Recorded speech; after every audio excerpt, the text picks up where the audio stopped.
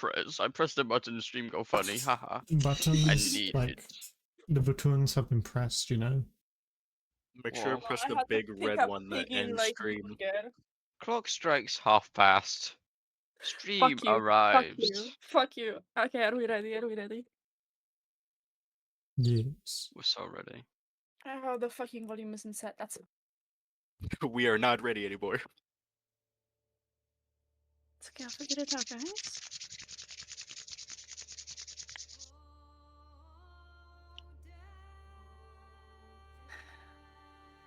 Last time, our group had gone to the sheriff to see and just essentially report Tobias believe that they are the murderer, led to searching Tobias' home, ending up with them not proven guilty. They've parted rather emotionally, leaving our group parted.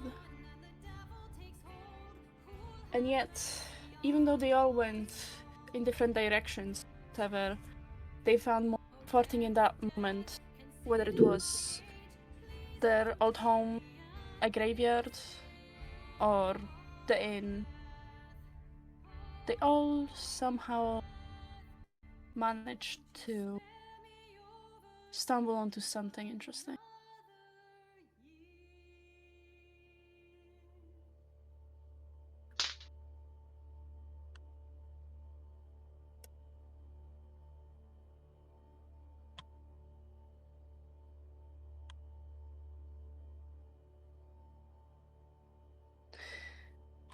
Am I fucking tweaking, guys? No, it's fine. Most This is likely. fine. It's just a little.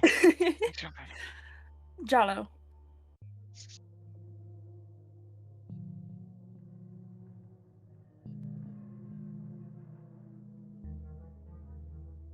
You slowly come to your senses as your surroundings are quite dark, barely lit, despite your body forcing you into awakeness as it should once the sun would rise. You are no longer on the graveyard. In fact, your body feels weird, wrong, and it aches in fatigue. Alongside the rope tying you to the chair you were sat in. Before you,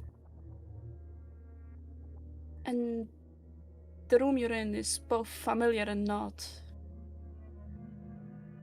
The only form of light being a barely burning candle. And further ahead, turned away, stands someone. You can make out their outline. Slowly, eventually, this person turns around. Who do you expect to see the face of in this situation? Seemingly your captor. In this situation, I would expect Tobias. That is actually who you see. Tobias, who normally stood in anxiety and stress, dead, just kind of smiling, looking towards you. Not saying anything yet, just maybe admiring their work. So this is how it is, huh? Just gonna kidnap me, Tobias? Why were you all alone on the graveyard? because I wanted to be near Michael's grave, and I was reading your journals. Oh yeah, I knew you stole those.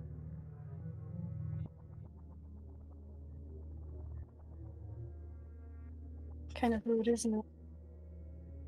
Barge into someone's house, take their things. I mean, it is a little rude, but also, you were there with the sheriff when I asked him if I could keep the journals from your house, and you never mentioned anything about wanting them back.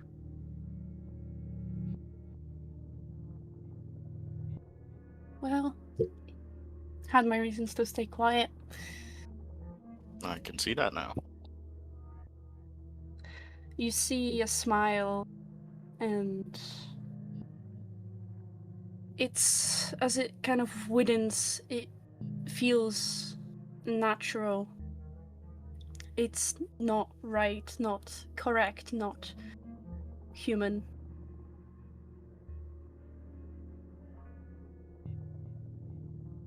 So,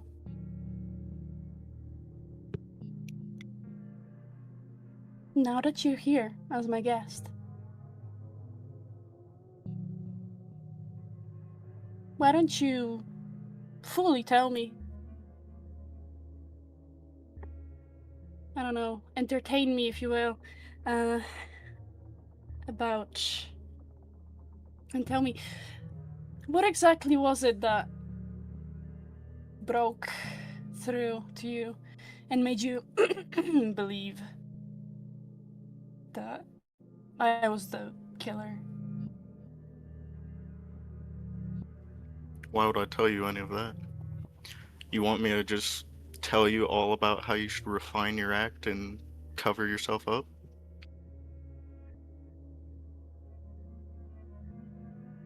Humor me. Unless you're really not willing.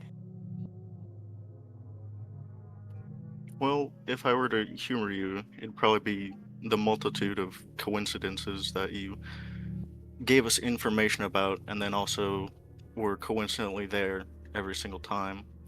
But the most telling thing was probably the deer eyes in your pocket that you left there. So, it was the eyes that supposedly proved what I did. So, you believe that I killed Michael? I do believe that. I don't know when you killed Michael or why you killed Michael, and I'm not 100% positive if you stole his eyes or not. But based on all the evidence I've deduced, it seems like you're the most likely candidate that killed Michael.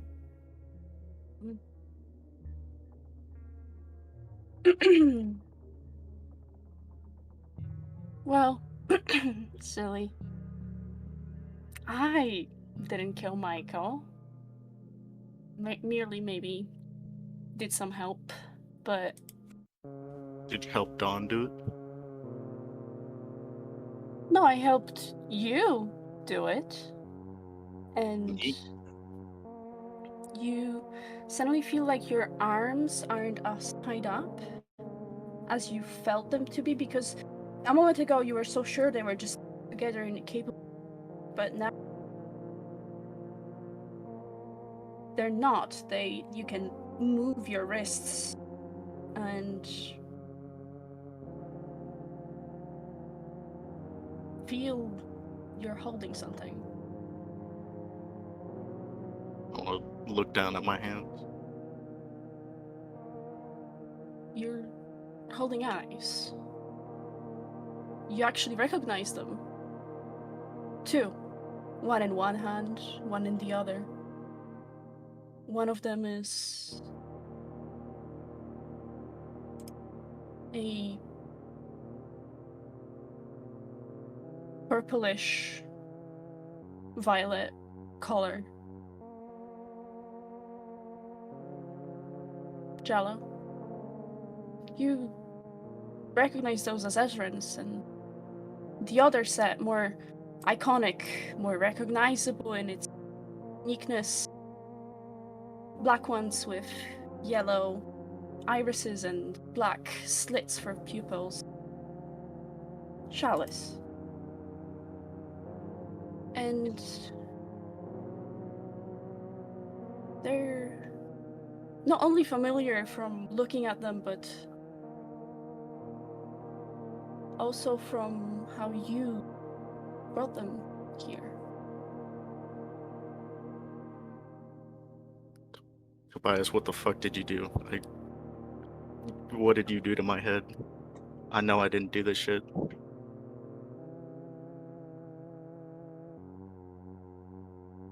Tobias is just smiling. Because it's not Tobias, it's you. It's not Tobias, it's you. It's not Tobias, it's you. It's not Tobias, it's you. It's not Tobias, it's you. It's not Tobias, it's you.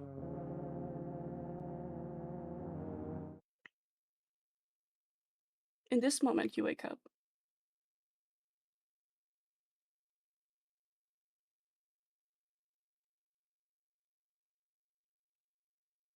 I'm gonna frantically look around wherever I am.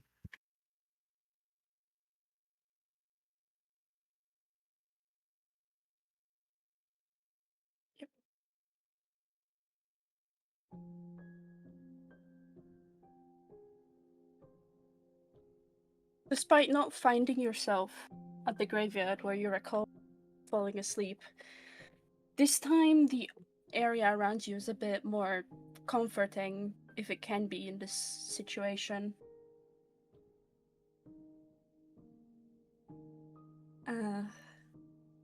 You're on a bed, a mattress atop of it, a cloth, and then a blanket over you. There's a single window that the room has, which shows the rainy outside. Seems to be early in the morning, sky clouded. The room itself, mostly wood, with some shelves and a door, which is left just slightly open, but not too wide. Hop out of bed and like frantically pat myself down, hoping I'm not holding any eyeballs. You seem clear.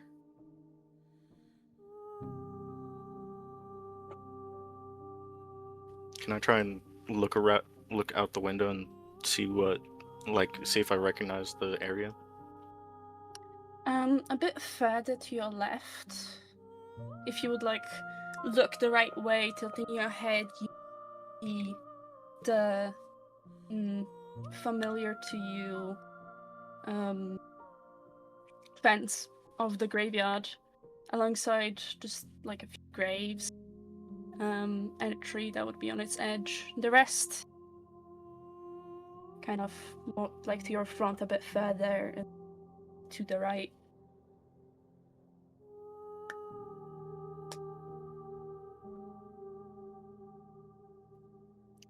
Cautiously go over to the door and like peek my head out of it. Before you, you'd see the familiar to you, because you've been here before, main area of Augustus Church, and the very spoken of here Tabaxi sitting kind of at one of the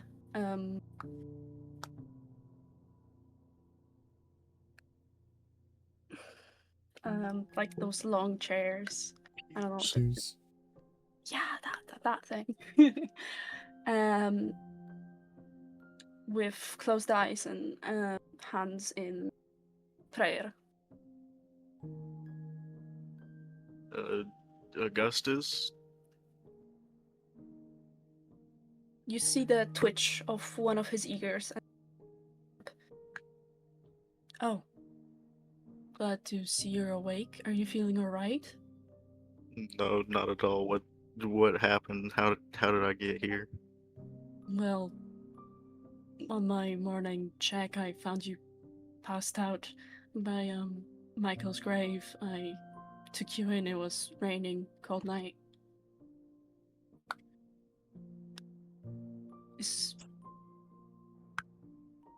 Are you feeling alright? Well, I've asked that, but mostly. Maybe? I don't really know.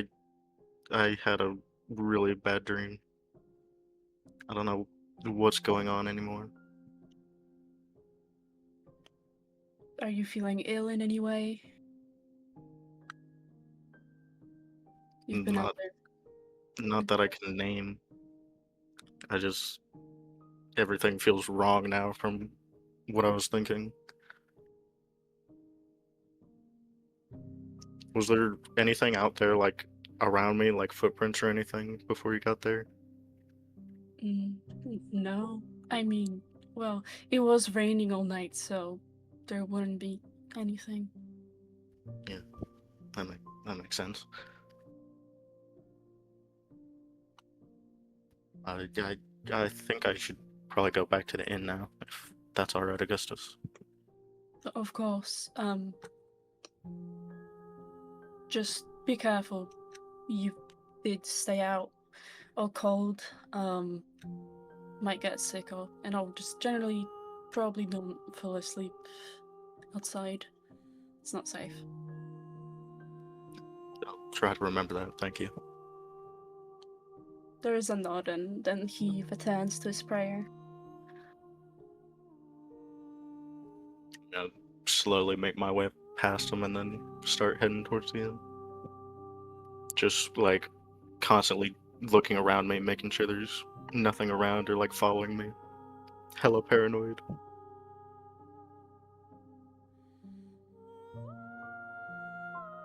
The rain pours onto you. Do you have anything to like? Do you have anything and would you, like try to cover yourself from the rain? Or I don't have anything. Literally, the only thing protecting my head is my hat. yeah, well, you probably were a bit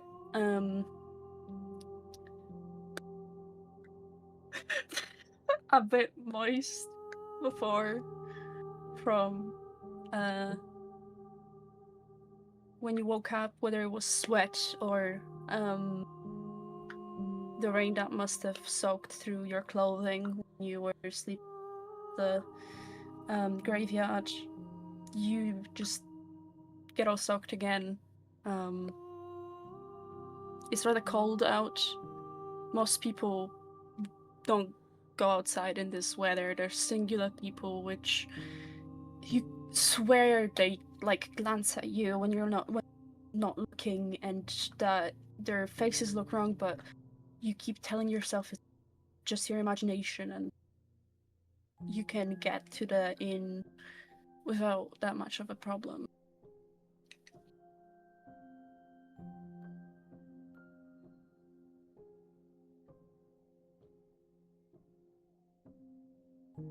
I would ask you to do me a sanity check. That's D100, correct? Yes. And I'll tell you, like just tell me the result on either mute or preferably 30. or private. Okay, that works as well. Bad. Sorry. No, it's okay. That's a fail, I believe. Yeah, I would say roll me a 1d6. Can be more. I can leave that up to you. You can do more, you can do less. In the end, that's your choice, and subtract that from your sanity. Whilst we will switch over to Chalice. I'm pissing everywhere. He's marking his sound? territory, chat. He's gonna claim his grandma's house. Ah. Excuse me. I'm a female. Also, I will say I don't. If I accidentally made August sound more shaky than he normally is. That is not acting. I'm just actively shaking because I locked in so hard. Previous scene, Yeah, that's perfectly fine. Oh. I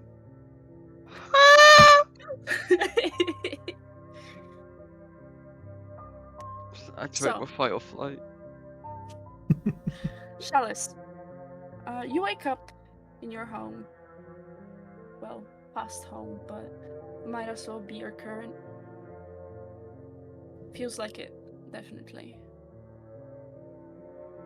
Nothing's really changed since you fell asleep. Maybe the way you're laying and the blanket got all caught up, leaving you half covered with one of your legs peeking out.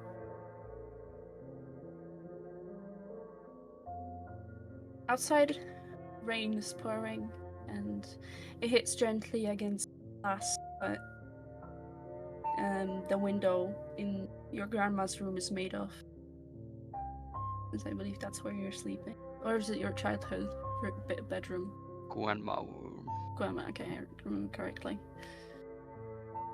The sound is almost soothing if it weren't for the awareness. What had happened yesterday. What would you like to do?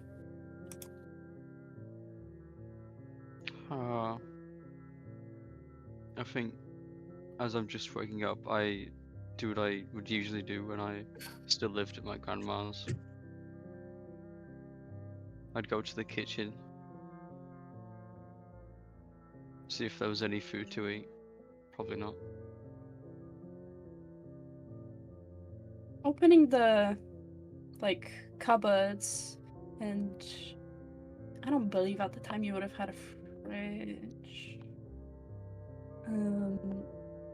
You'd find just bad scent of rotting food, whatever little bits and parts have been left behind. Any bread has gone brick hard and moldy.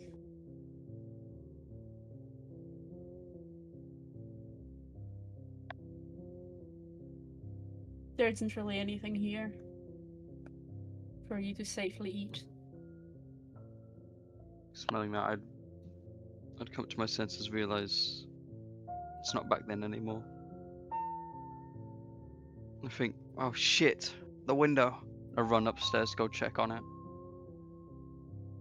Or wherever the fuck it was. Yeah, it was on the second floor. I'll use the American way of saying it. What you've done, what work you've done to try and cover it up. Well, you can't really see it since it has been. You moved a wardrobe to block it off. Doesn't look moved. There's some water, leakage through the window. Pulling against the wall. But you don't think anyone broke in, not through this. I think I'd just grab an old towel and put it where all the wet spots are. Yeah, you totally can find one in the bathrooms. Yeah.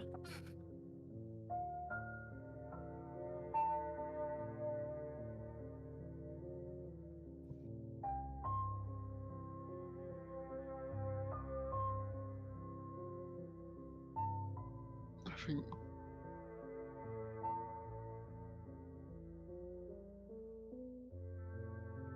just making sure everything else is secure. I'd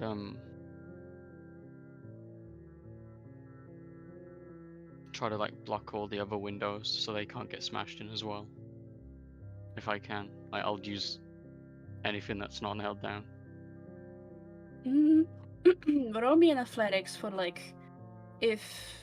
how much you'll be able to push from all the furniture, because eventually it'll start getting heavier and heavier. I got an 8. Oof. You'd be able to block half the windows on the first floor, and then one extra near the window that was broken previously on the second floor.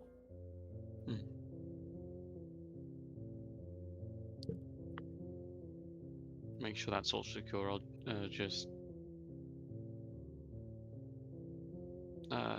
leave the house, lock the door behind me, and like just slowly shuffle my way to the inn.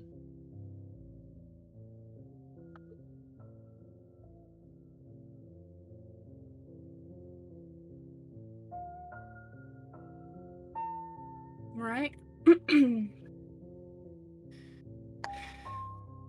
I'd imagine. How late do you usually wake up, Chalice? Or like how early? Like what time?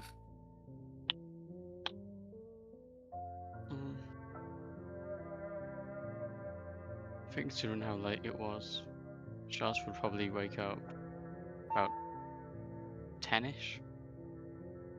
Okay.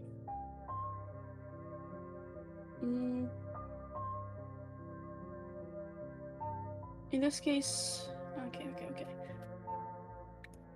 Ezrin.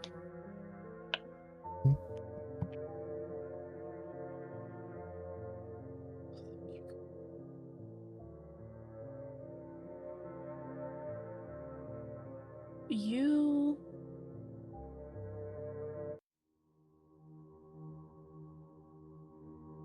have seen Michael last night, or so you believe. Thinking about it has kept you up at night.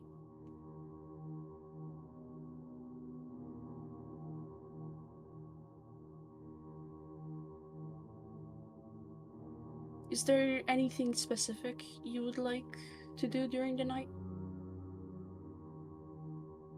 During the night, Ezrin would have, like, run out there, like, eventually after coming back to his senses, and, like, looked around, I'm guessing unsuccessfully. Unfortunately. And maybe after, like, 30 minutes in the rain, just running around checking the surrounding buildings, just kind of comes back in defeat and just trudges silently up to his room and spends the rest of the night just a mixture of sitting up on the edge of his bed and like laying there trying to get some sleep unsuccessfully, and then in the morning he comes downstairs almost lost in thought and orders another mead but doesn't drink it and spends hours sitting there like staring into this glass, completely zoned out.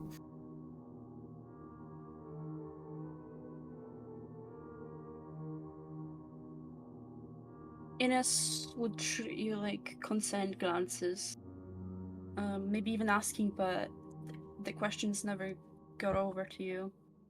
You're just completely separated from everything around you.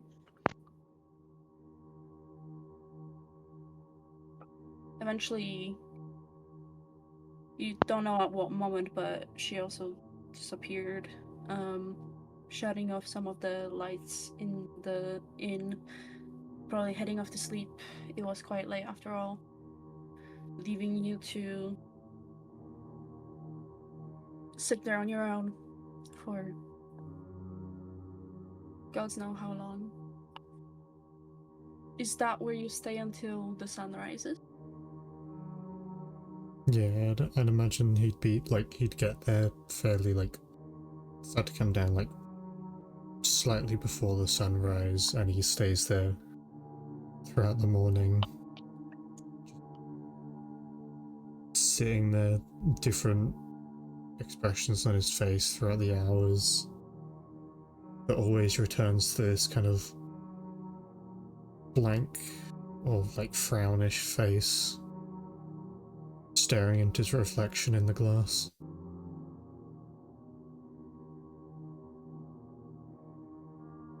and The he'd be there reflection. all morning. The reflection almost looks wrong. Maybe it's a matter of staring so long, but it feels unrecognizable at moments, just right before and after you blink, only to then seem normal again. I'm gonna actually fucking kill myself. What do you mean Jala leaves the moment? Fucking throw him in. Come back.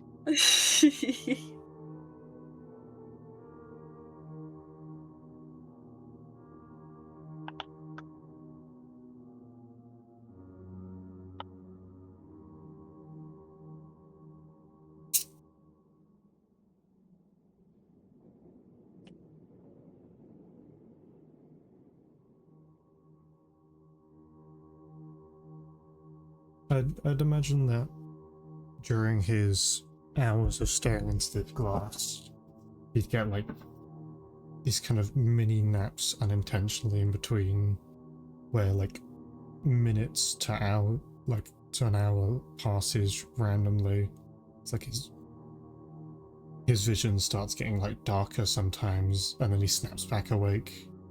Not sure how long it's been, and he goes like through most of the night like that. Eventually,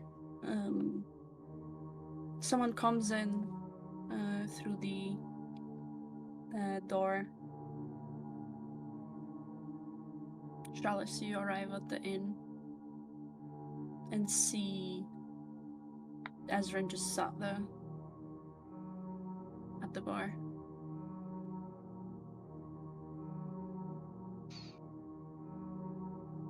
Ezra?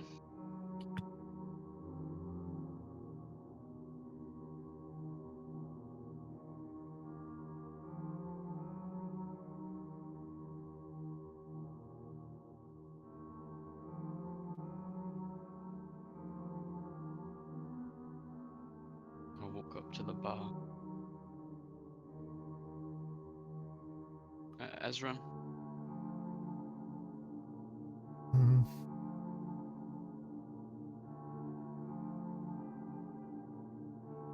Ezrin just kind of like faintly like looks up, doesn't even look at you, just kind of in recognition that their name might have been called.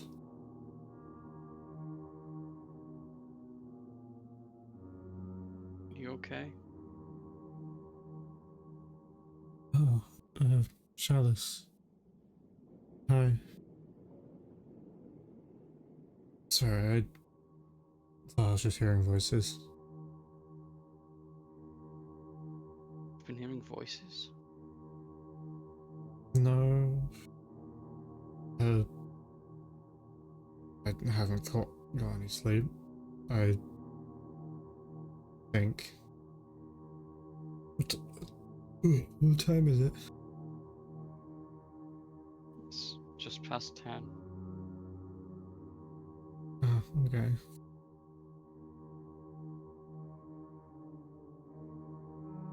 You just got back? Yeah. I slept at my old house. Okay, explains why you didn't come back. All You of heard this anything actually needs a bit of from... novelty. Yeah, you heard anything from Jallo? No. Did he not come back? No, nobody came back. It was just me.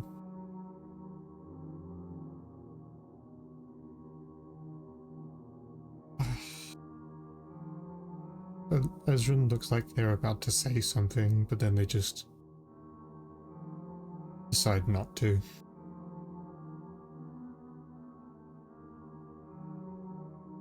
And then they just go back to staring at their glass.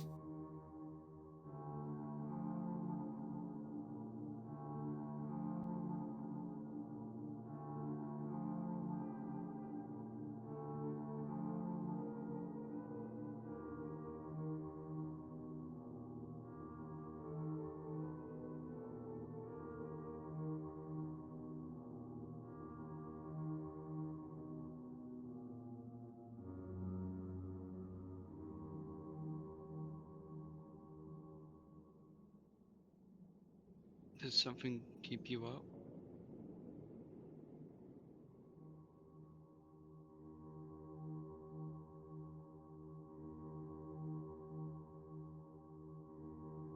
In this moment, Jallo, you make it to the inn,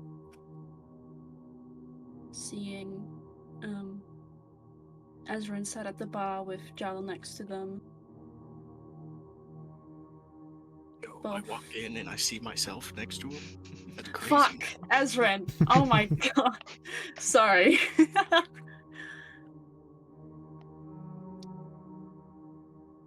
Thank the gods you're both alive. Do you have your eyes? What? Are you both okay? What's happening? Yeah. Isn't it Jello? Yeah. Okay. Well, why are you? You look soaked. I was out in the rain all night and then potentially kidnapped. I don't know what the fuck happened. And then I woke up in the church and I ran right back here.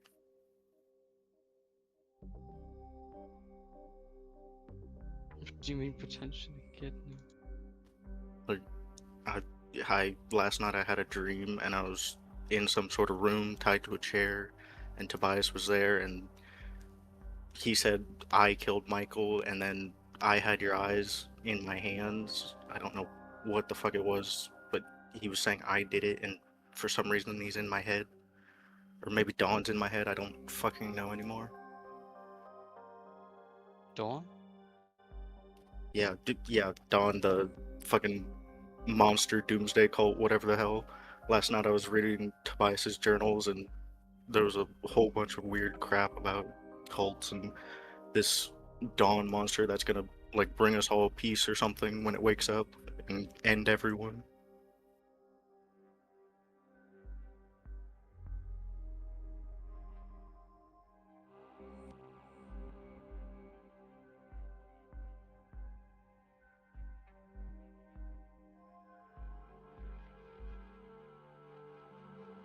Ezran's just gonna like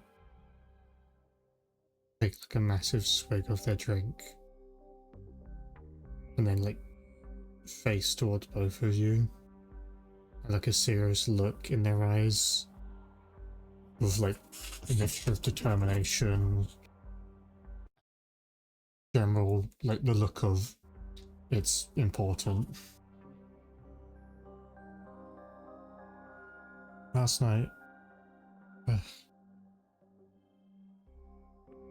last night I saw Michael. What? Sure. Absolutely certain. Yeah. I went out and checked for myself, but no trace of them in the rain. But as I was about to head to bed, like 100% sure that was Michael just standing out there, just looking at me. On the second floor? No, in the streets. Something seriously wrong with this town.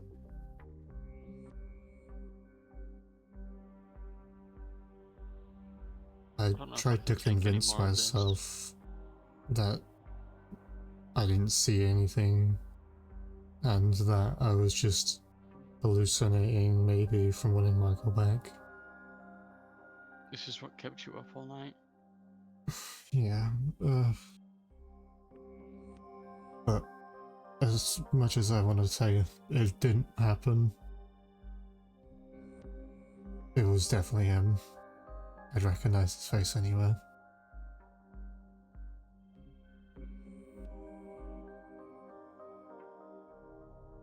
I need to apologize to Tobias.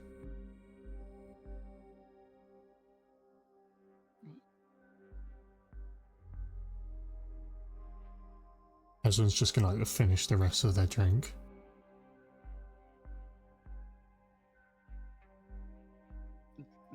Charles just...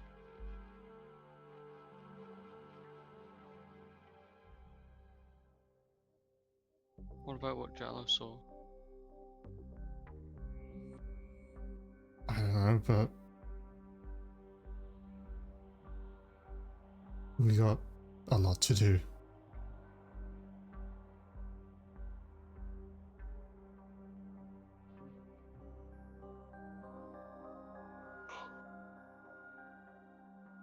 I don't know if I can take much more of this.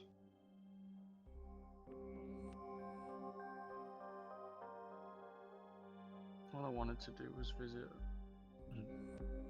my old place, say some Michael during his funeral, and get back to my study.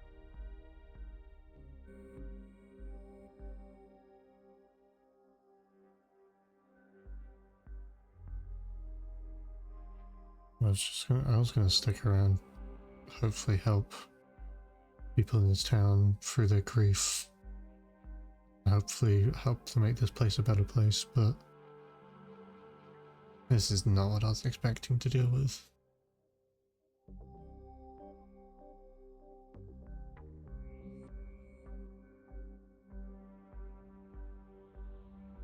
I've already caused them way more harm than good in this town.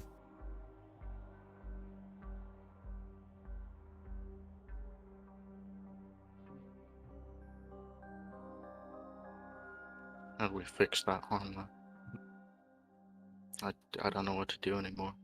All my leads have been leading to dead ends, and there's just more and more questions always coming up. And There's always more I know questions. I know I was hard on Tobias and I was being a dick to him, but literally everything I have leads to him. Yeah. Pointed a gun at him.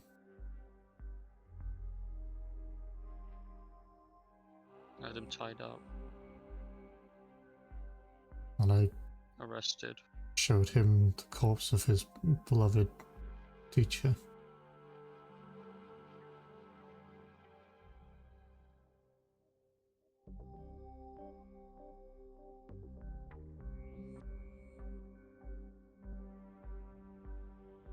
There's still one thing we don't know though. How he died. There's only really two concrete ways to find that out. Either You know, crack the sheriff or do the unthinkable.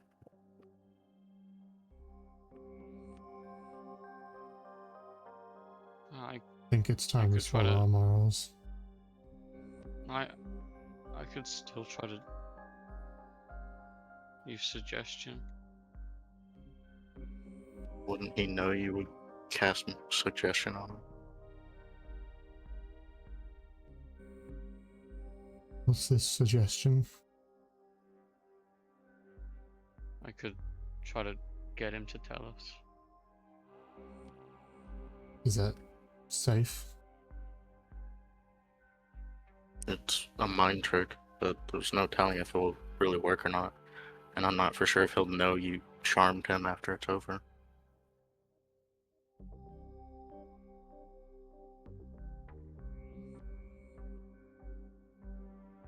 It doesn't specifically say.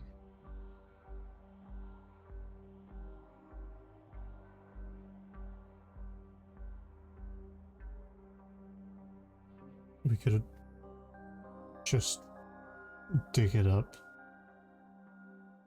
We don't have to worry about ruining more people's lives.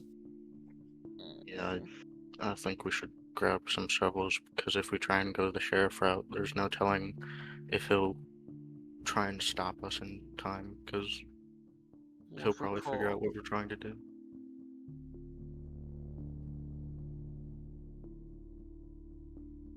If we're caught digging up a beloved man's grave days after his funeral,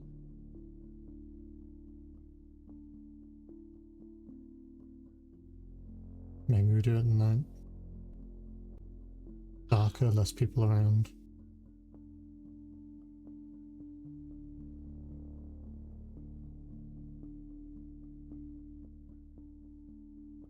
Get out there at dark.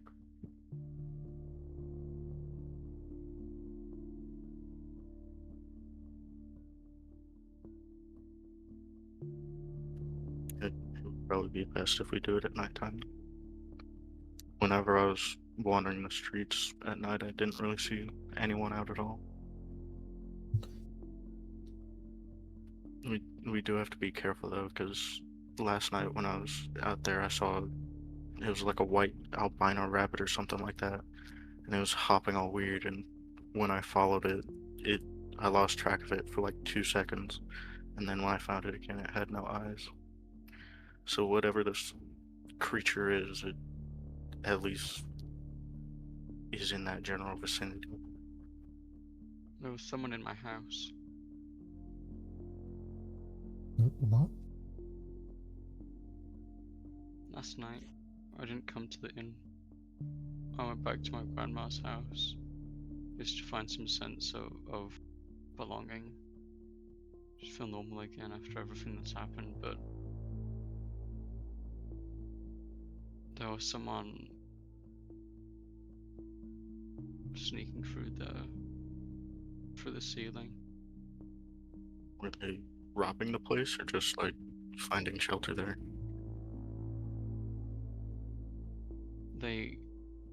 And the way they came in, it looked like they climbed a tree and broke one of the windows on the upper floor. There was a mattress and thing. I tried to stop them, but I was too slow. All I know is they had green skin, I think purple hair. It was blue. Blue hair. They them pronouns.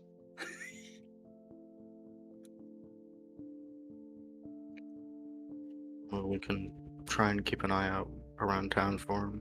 I don't recall seeing anyone with those features.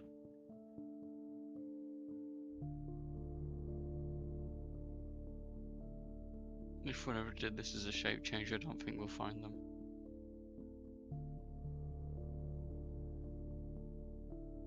Not in that form. Oh, also, important note about the demon dawn or whatever. I'm pretty sure it can fly. Because I was using Clue to follow the rabbit and I never saw any other footprints besides its.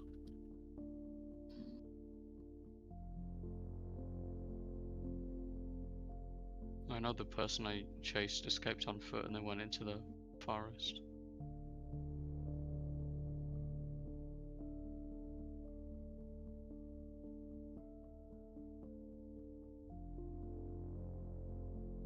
We would do better by his.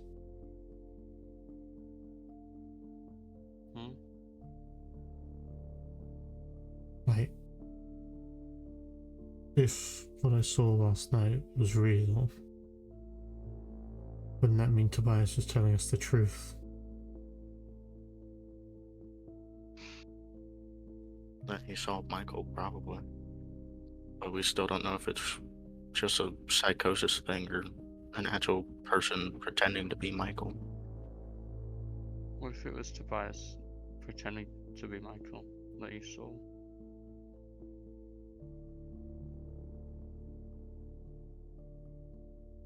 And he did have free reign all night. None of us were watching him, and we truly don't know what he can.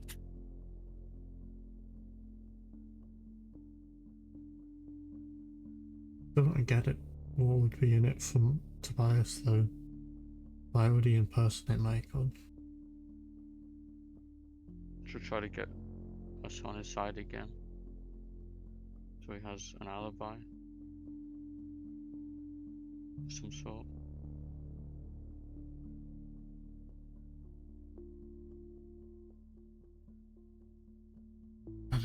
To him, It's we've just- lost all trust in him.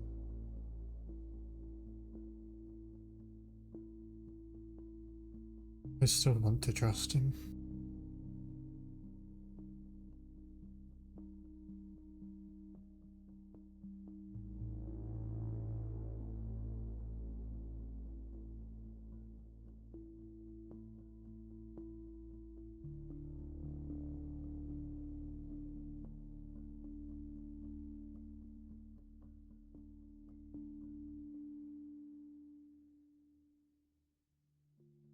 I don't know if we physically can trust Tobias.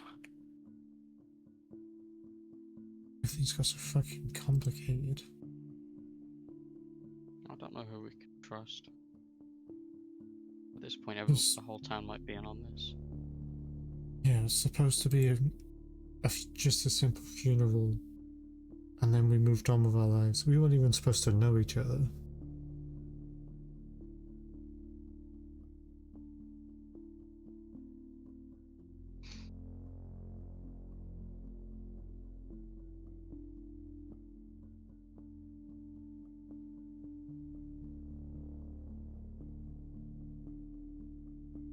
What point does this become too much? When the whole world ends and a demon named Dawn rips out all of our eyes. Why is that on us? It's not, but if we don't either figure out something or get the hell out, then it happens to us. How do we know that's true, though? We You don't, said we but can't trust out of- Tobias.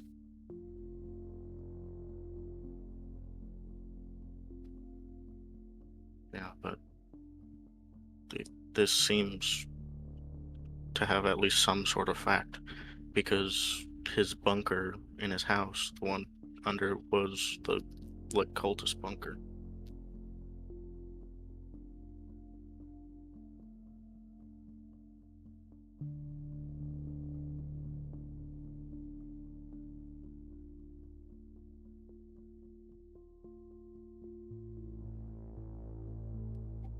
Hey, Aster, out of character, did the journal ever say like a specific time that Dawn was supposed to awaken? Nothing like that. It just said that it's supposed to happen.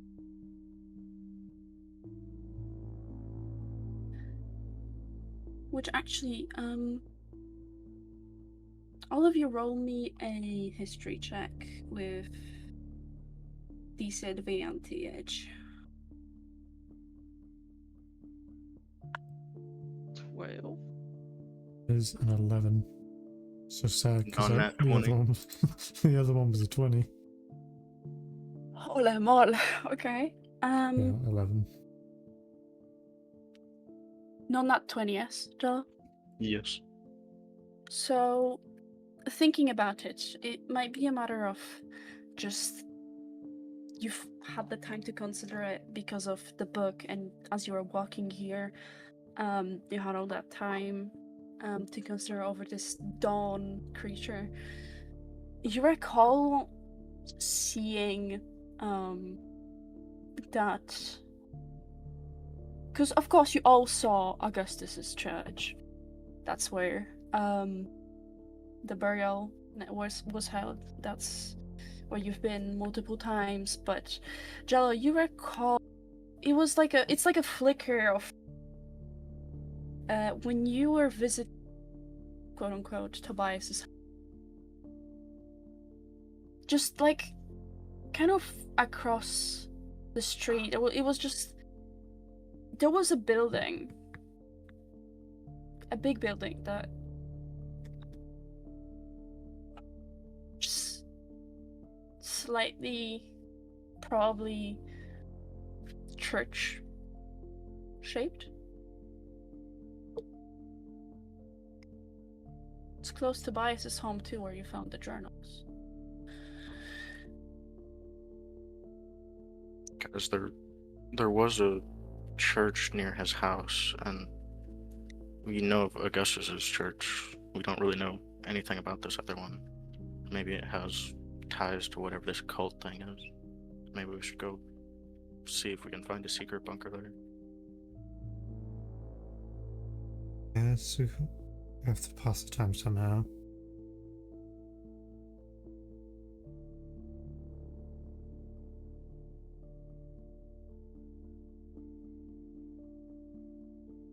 What do you say, Shadows?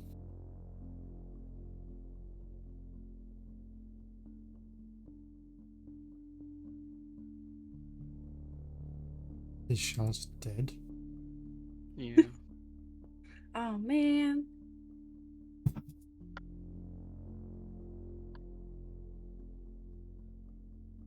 Also, if all of this crazy shit is true, what about Buster? You guys said Buster was talking to, what was it, a butterfly lady?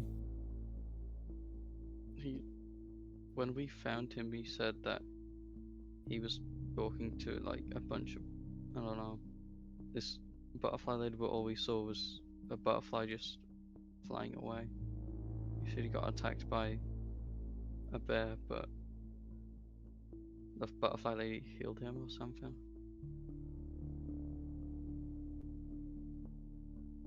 I get that he's a dog and he probably would make stuff like that up in his own mind. But at this point, anything could be possible. Yeah.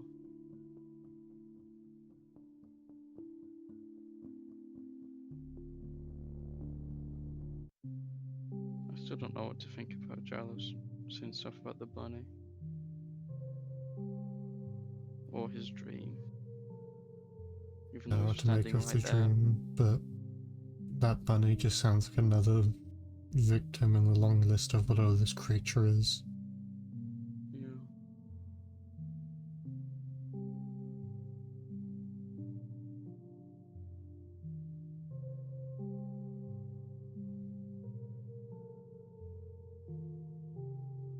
Do we have any other leads?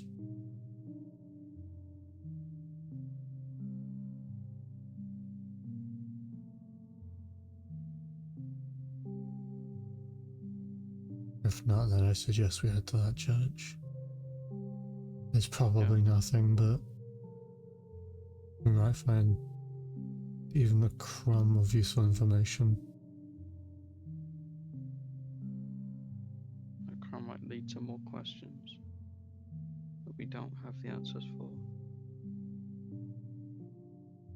There's always going to be more questions.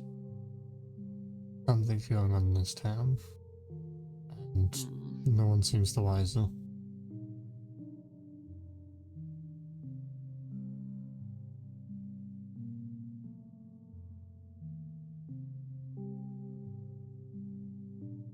I will also point out, as you sit and talk, it is rather quiet in the inn. It's fairly early. Definitely earlier than you've woken up, like any day so far, staying at the inn. So your guess that you might guess that like the Innes is still sleeping, not yet there to tend to the inn. I would say it's like currently, after you talk to know, like almost 7.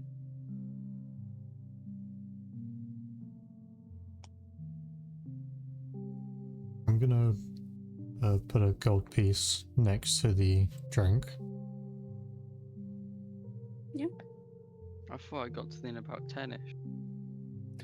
I was asking what time you usually wake up, Twin.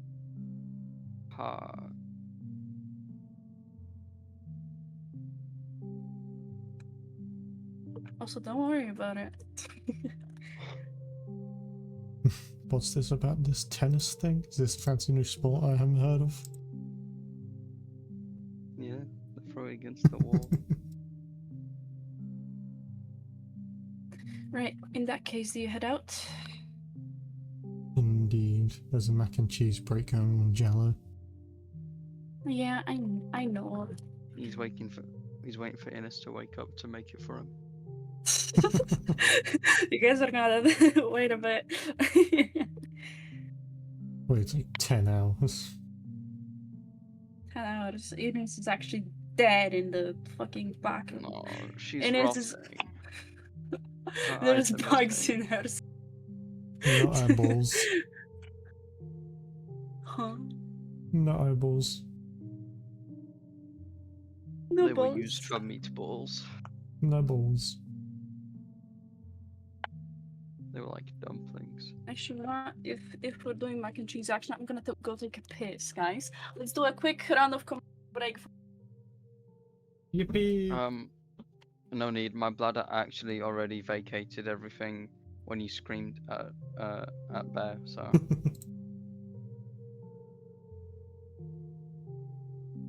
it was very Sauces, spooky. media sauce.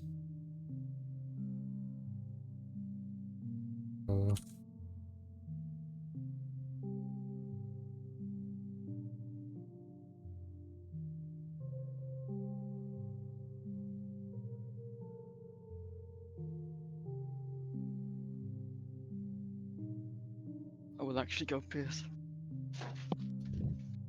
Alright, Keep my seat warm. no.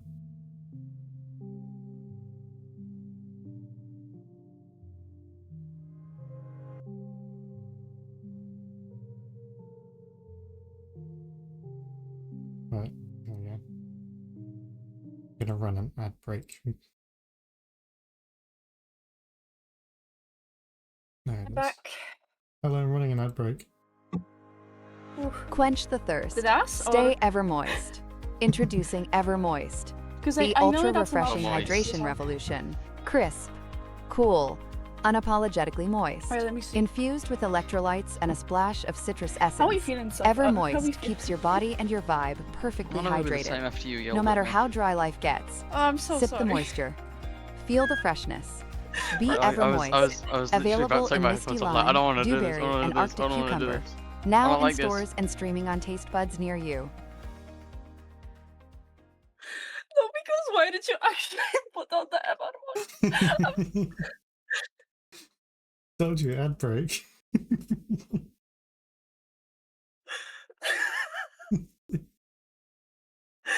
That's insane. Guys, the jelly man is back with his food. See, told you, ad break, it works. Holy shit.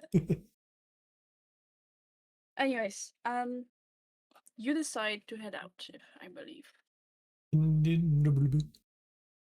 Do look at the owlbear. The map is up. Me on the map.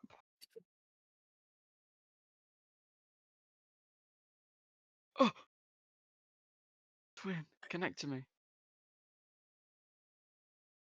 Oh my god, they're twins. That's a secret law. Secret law, he's twins with a snake. I'm a female! I'm talking about you, not your character. Fuck. Shh, shh, shh.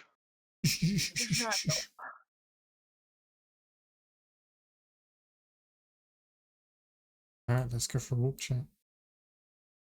I would guess Jala would be the one leading you, but well, you know Go the for a walk general. chat. Is it just me or is the site really fucking laggy? It's just you. Oh, piss.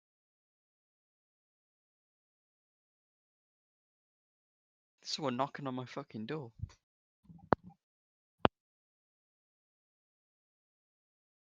Oh, it's the blue-headed pronouns. Oh. Ooh, it's pronouns outside your door. Setting. Spooky conservative be like.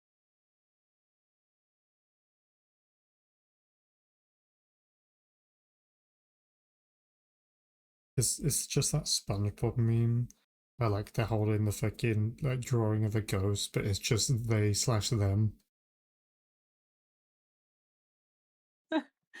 Oh, I'm so scary, guys. I'm so scary. Ah. I wish that How's it this go? VTuber had a tongue so I could be freaky with it. Ay, ay, ay. Wow. I should totally engage with this person in chat that created their account an hour ago. Whoa. Oh, They're saying, guys. hey, how's it going? Hey. Wow. Ah. I sure hope they're not trying to get me to like buy something off of them. Wow, that would be like so crazy. You're on thin ice. Was it Julia Ashley? And imagine if it's just a normal person who just wants to watch some D&D. Alright. They don't have headphones, they'll be chatting here. Oh, they won't Alright. know. They won't know.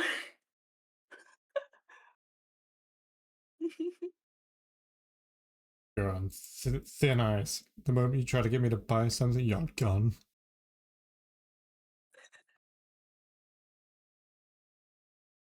Chalice.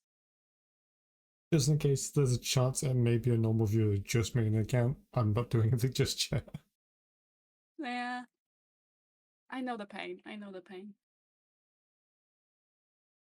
Like I'm just here. I got my like band hammer to the side just in case. Ready for action.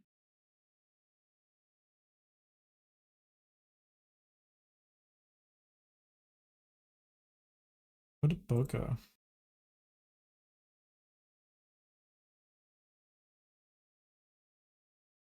Sorry, chat. My brother accidentally let the dog outside through the front fucking door. Wait, you let the dogs out? My brother, fuck off. My brother like let the dog. My dog's been outside like the front door for like ages. It's just been sitting there. Yeah, I do that to knock on the door to like tell us and let him in. Hey, there's random strays coming to your house. Is that cool? He said, "I don't know if this is your dog." I said, "Yeah, it is." Oh, yeah, back gate might be open. What the fuck? No, my brother just fucking left the door open and the dog walked out And then and he then closed closed it it behind him What the dog doing? and he sucked. Leaving. I'm surprised, like, the dog's like, oh shit, well, I guess I'm locked out now. I just sat there. He's a good dog. He always comes back. Yeah, my dog always comes back, but I like to go on a little run beforehand to just check things out and then come back. Mm. And it's just the fact that Fred's like, oh, well, now what? The door's closed.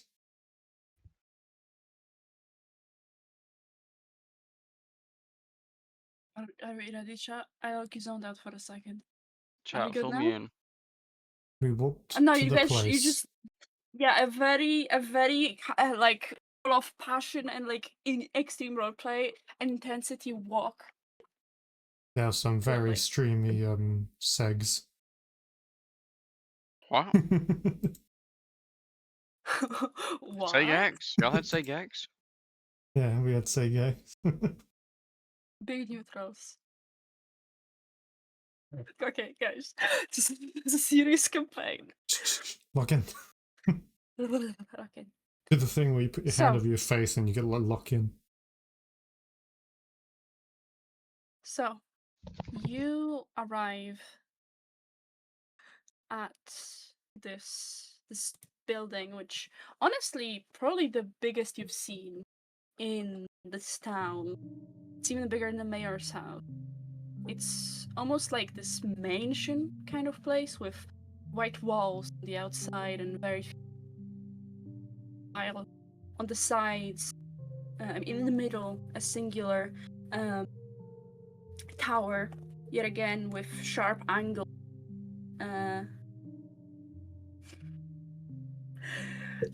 Very gothic, and a big door that stands before you. It's closed, but this place does look like a church. A bit odd, a bit more like a house mixed with one, but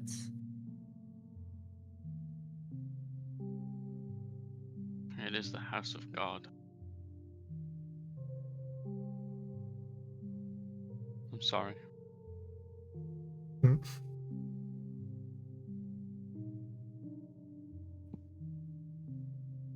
what do you do? Who's knocking? Knock, knock, knocking on heaven's door. I'll leave. No, You sure we need you here. So, do you knock, Chalice? Not me. I'm all the way in the back. Alright, I'll knock then. The knock echoes through whatever room is behind this door.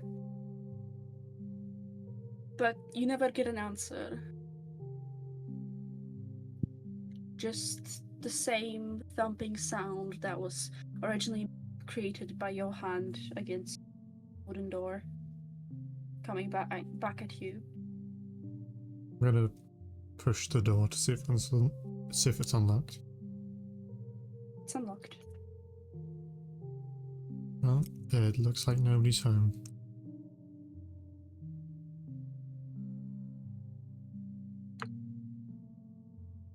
All the better to look for a secret hidden bunker.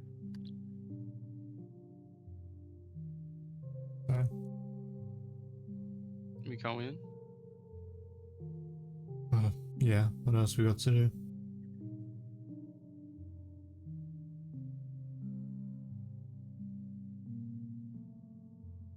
Lily. Walking in.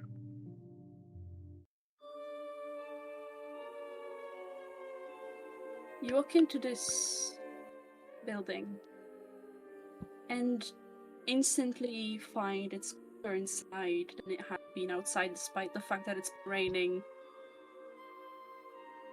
The aura overall is just odd. It throws you off. The room is square, quite big, with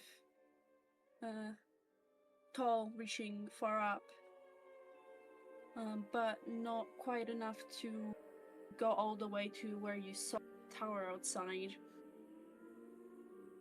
In the middle stands a statue, seemingly stone. You're not sure what it is, no matter how many angles you try to interpret it at. It always ends at just humanoid, never what exactly features it has, what bodily build, just that it is. The floor has a pinkish maroon carpet that practically covers it entirely, except for areas where instead of carpet you can see down to the floor, which is a bit just slightly lower, where just the carpet is missing, and instead there's red painted wood overall in circles and symbols that are definitely in some way just surrounding the statue. There's also doors, to be exact. 3 of them. One forward, kind of across from the room from you, and one to the left, one to the right, essentially leaving the perfectly symmetric, with each door the same color and placement, with the only thing not matching everything here being the statue in the middle, with whatever proportions it had that you understand. Your footsteps echo against the wall. What would you like to do? Are any of these symbols what you saw in the journals, Jello? Are any of them? Roll me a history check. If you have proficiency with searching for stuff on bookshelves. 18. 18, yeah, okay. Looking at it, it's like 1 or 2 are recognizable. You recall they were in the journal, just kind of doodled on like in the corner of the page with question marks about it, if they weren't exactly something Tobias understood. There was a couple scribbles that look the same, but a lot of it was a bunch of random ramblings. Tobias didn't really understand the symbols in his journals, at least.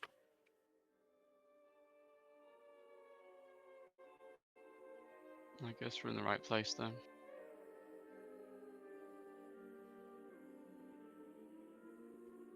Can I walk up and touch the statue, see if it feels like anything's off with it? Or if it's just like regular stone? Roll me an Arcana check. Or religion. One of the two. Your choice. Nat 20 for 27 on an Arcana check. Holy fuck. So, the moment your hand gets close, it's like a buzzing.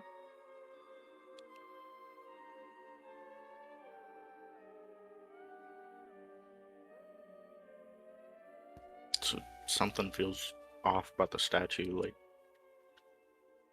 sort of like a bunch of buzzing around it. Can I cast Detect Magic? Yeah, before that, I got distracted. I was gonna continue explaining. I'm sorry. I thought there was gonna be a little more, but then the pause was a Yeah. little too long. I was like, okay, I Yeah, guess that's no, it. I just got pinged and yeah. So it's like this buzzing that almost seeps into your fingertips and goes through your body, like when one would hit this specific annoying area on their arm, and it would cause like this odd feeling all over your body. It's kind of similar to that. You Something funny in this serious character. I'm gonna fucking kurwa. So, and you feel like a spell. Multiple have been cast here. Maybe a sort of summoning, a ritual. Overall, whilst the main part of this odd magical energy is this statue, the circles around it kind of like, it's almost like a tree of, it's all connected with the pinpoint at the statue. Hello. Holy shit, Buster. Yeah, we can say Strikes 12. Buster Yeah. arrives. Buster arrives. yeah, Buster, we can say you woke up and just like followed their scent. Nah. Fuck you mean nah? Nuh-uh. I guess he's dead. Yeah, I'm dead. Yeah, Tobias got him. Wait, what? You missed the whole kidnapping scene with Tobias. What the fuck? You missed the screaming, bro. It was great. Yeah, the So the DM one yelled at session I'm in, that Java. shit actually happens. Shouldn't have made plans, bruv. The statue feels wrong, like some sort of focal point for a summoning or something. Some sort of magic that they kept casting at it.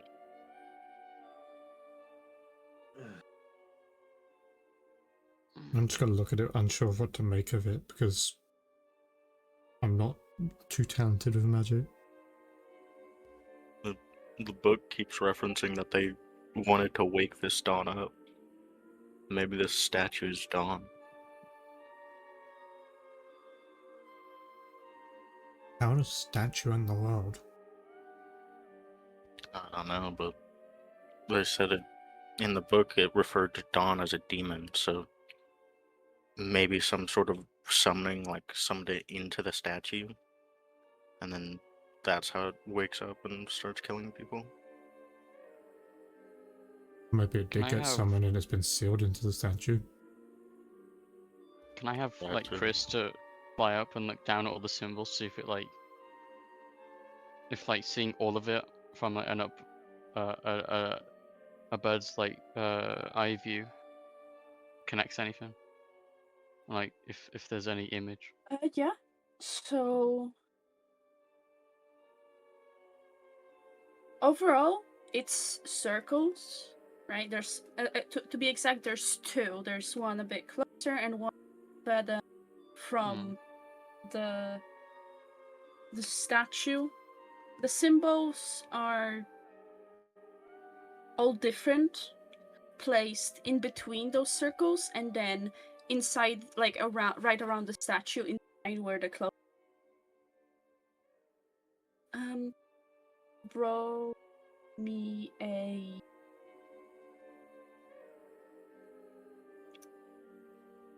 perception. I need to have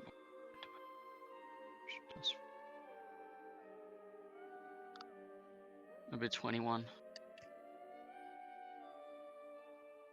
21. Okay, okay. Give me a second then.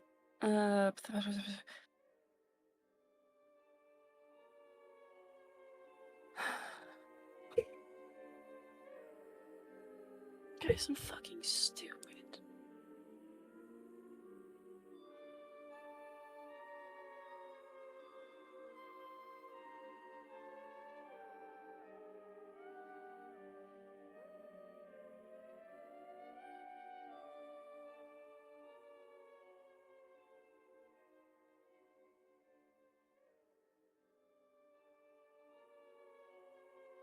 I just need a moment. I'm so sorry.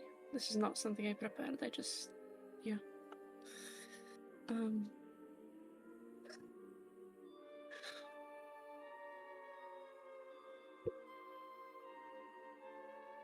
So each of those symbols, kind of, when it takes a moment, you just kind of stare at them, and if you do long enough, you notice each one is somewhat similar to a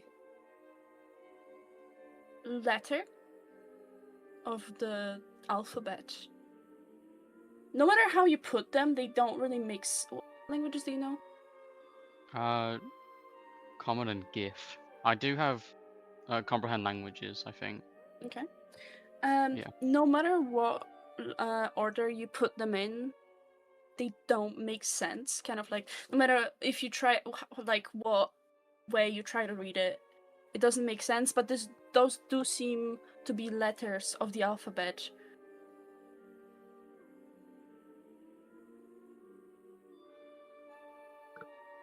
Just inscripted in some way. Guys, do you know these letters? These symbols, they're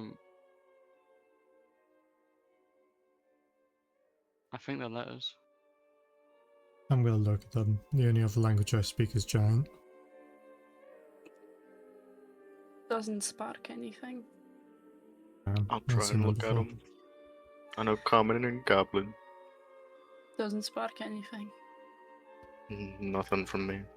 I can't tell. In that case, I'll start casting comprehend languages. Yeah. How does that work? Could you, like, the spell? So it's a ritual spell, and for an hour, I understand the literal meaning of any language that I hear or see. Okay, yeah. So, with that, and the usage of kind of Chris being above, thanks to which you can see it better, you can see that the outer circle, like the letters inside the outer circle, in between Wait, them. I just Yeah. read it says this spell doesn't decode symbols or secret messages. This isn't. Well, no, it's fine. It's fine. Okay. Trust. Just I making think it sure. would work if it was Yeah. just letters of a different language. No, it's alright. It's alright. With how it's done. I can't explain to you how it's done, but it does work, okay? So with like the inside of the outer set of letters, spell out come to us, and then the inner ones, O Dawn Almighty. Guys, I think this statue is of Dawn. What does it say? It says, "I'll come to us." Was it Dawn, you Almighty? Dawn Almighty. Dawn Almighty. If it is Dawn, it sort of makes sense why it's all an amalgamation of different creatures.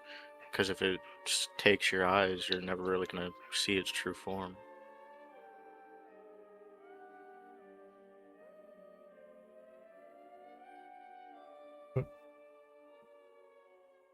Does that mean that this statue is not Dawn and Dawn's out there running around? I think it's meant to be a representation of Dawn. Yeah, potentially.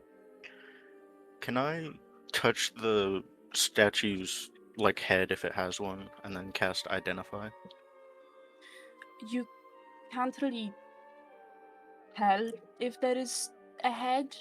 Like I Then said, it's I'll just go like general torso area then, touching that part. yeah, just like you can't really tell what is what. You can just generally touch it. How does Identify work? You touch an object throughout the casting. If the object is a magic item or some other magical object, you learn its properties and how to use them, whether it has attunement and how many charges, blah blah blah. You learn whether any ongoing spells are affecting the item and what they are, and then if it was created by a spell, I learn that spell's name. And if it's a creature instead of an object, then I learn what ongoing spells it has on it, if any, that are currently affecting it. Why must you do this to me? I gotta sleuth the information. Got a dread against the DM. So okay. Really put a murder mystery and didn't expect my spells to help with mysteries. Yeah. Okay. Not twin. this one. Okay. So I'm not going to give you the name of a spell because I That's don't perfectly have fine. one. You don't need to. But you believe this Uh-huh. is a Have one. series. This is this whole circle area is affected by a series of repetitive spells that seem to not have a kind of run out timer. They're like there forever seemingly. And each of those symbols, those letters on the floor that's been carved out from the carpet into the red floor below are like each one is one of those spells. They seem to be this like summoning magic, very like kind of like necrotic, very like infernal vibes. It's just general. It's not. Maybe it's not even like exactly a spell. More of just magical energy put in to this summoning circle to get it to work. If that makes sense. The symbols all around the statue, they seem to be some sort of either incantation or magical battery, something like that. Something that tried to summon Dawn or summon something. I can't tell if it actually summoned them or not, but that's what the magic is saying it was trying to do, at least. I think with the words, it was Dawn they were trying to summon. Most likely. In this moment, you start hearing footsteps going down what was likely stairs with how they were coming. They're just like, you know, going down.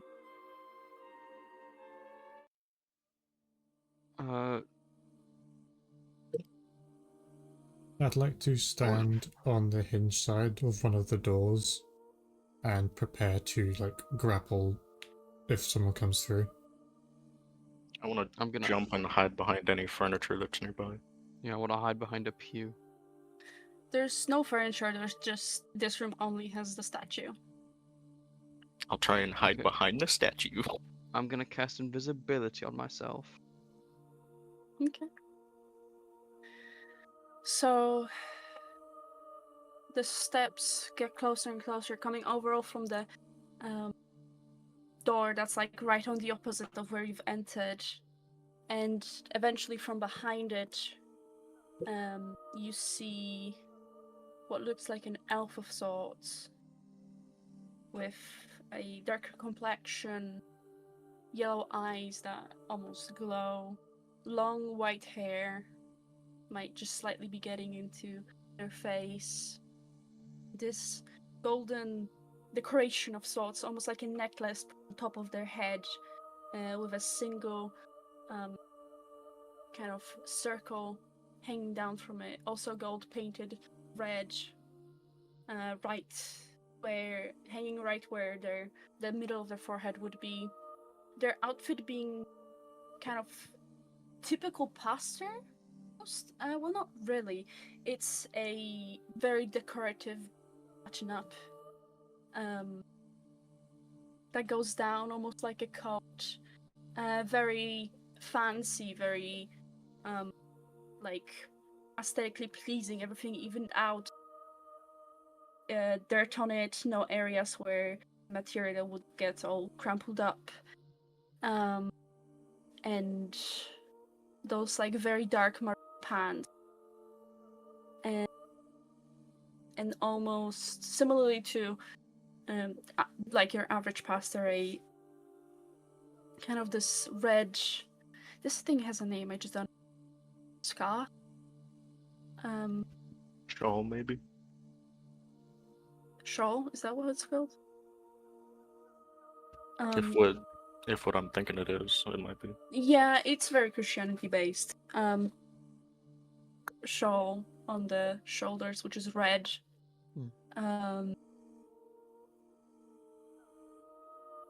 Their hands are held together before them. Let me roll if they see you. I did not prepare my dice. To me.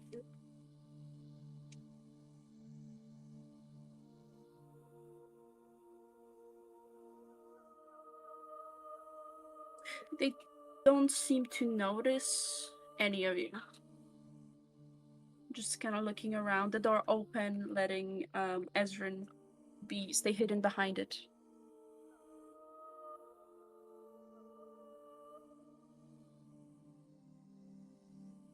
What do you do? For now, I'm gonna watch them and like basically just be ready to grapple them in case I need to.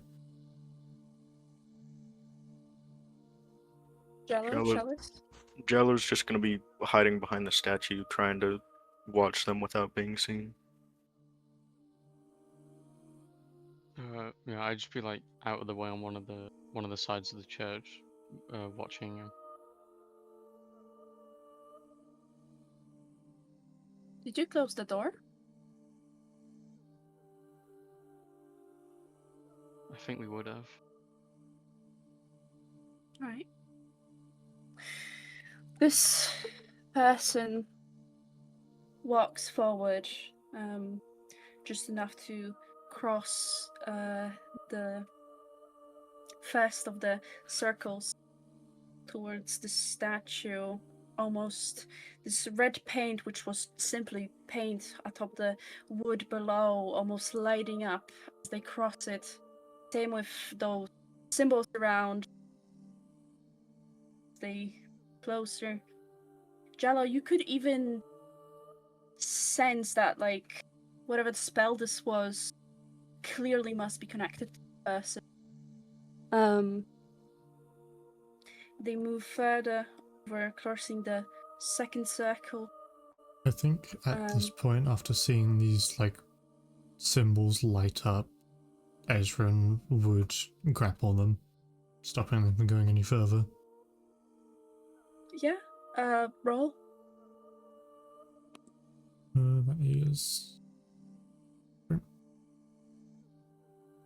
is a 17. Yeah, you got them. Are you grappling them just to hold them? Are you also Am I so what? Are you also covering their mouth, or are you just holding? I think my priority would be like restraining their hands. So I'd have the grapple them and get like their arms in like a lock, so no, I wouldn't be covering their mouth.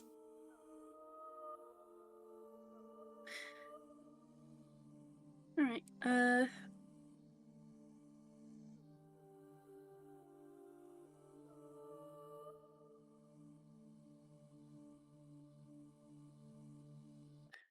You do that, and this person, clearly thrown off, starts thrashing, but they're way weaker than you.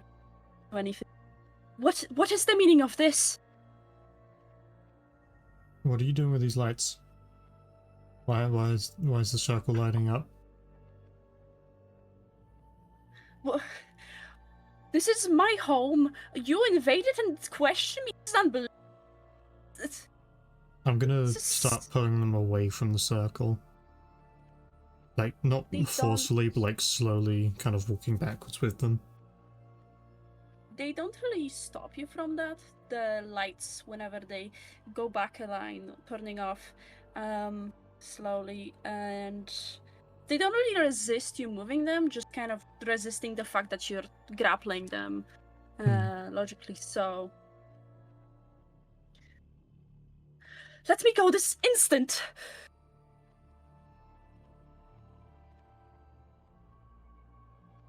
I'm going to turn them facing towards the wall so that Jallo and Chalice can come out of hiding without being seen by them.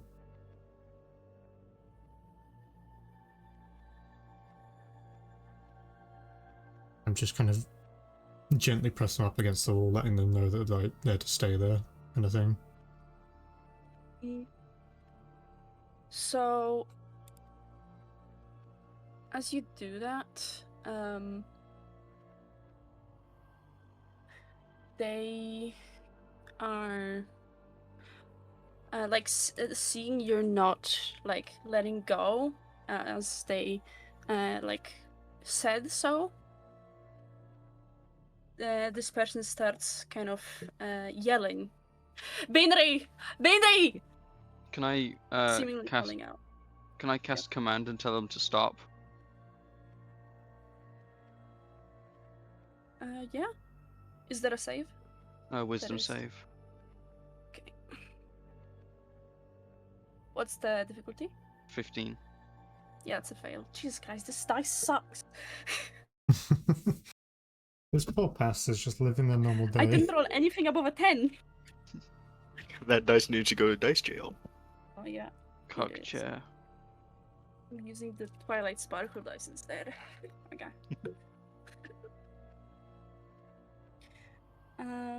Yeah. The pastor silences down, but soon enough you hear another steps. Quickly, actually not just one, but 3, like hurrying. Are they coming 2 from the same from direction? No, 2 from your left, 1 from your right. I'm gonna look back at the others, kind of like with a panic look of like, what do we do? Don't. The facing the 2 on, was it 2 on the left? Yes. I'm gonna have Chris like coil around my arm and prepare to cast Dragon's Breath. Guys! What the fuck? Damn, just I'm go restraining burn him, man. You're gonna down. burn. Crazy. I'll I haven't got. I'll This is face the gonna one escalate coming. quickly. I'll face the one coming down by themselves and prepare to cast hold person. So the person coming down by themselves is would make it there first. They're quite similar to the first person. A bit chubbier with also hair cut like in a V shape fringe. Also white, singular like hairs. Their back seem tied into a very loose, low ponytail. A bit of grown out black hair at the very top of their head. Wearing a gothic dress, in general gothic outfit. way more like feminine presenting, and also shorter than the first person. Kind of opens the door quite quickly, a panicked look. You would probably get like a reaction on, so what do you do? Point at them and cast Hold Person. They need to make a Wisdom save of 15. Can I take it back? Well, what's the take back is Birdie, the two people alive. What's the save again? DC 15 of Wisdom. Okay, so that's a success on their side. Alright, then nothing happens to them. They pause, visibly shocked at the three strangers here. Ice instantly looking to this pastor you guys have. One of you, Ezrin, has stopped. And what are you doing? They say. Sorry, we thought this place was abandoned. Well, clearly not. Let him go. I'm gonna let him go. Do you drop the spell, Chalice? I don't know how it works exactly. If you can drop it or. It's just a one thing. It's not like Okay. Okay.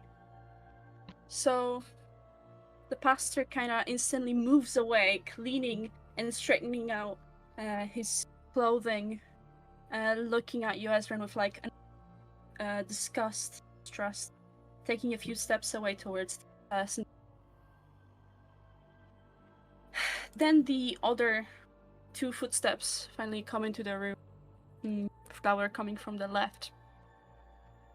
Yet again, very similar to the others that have come in so far.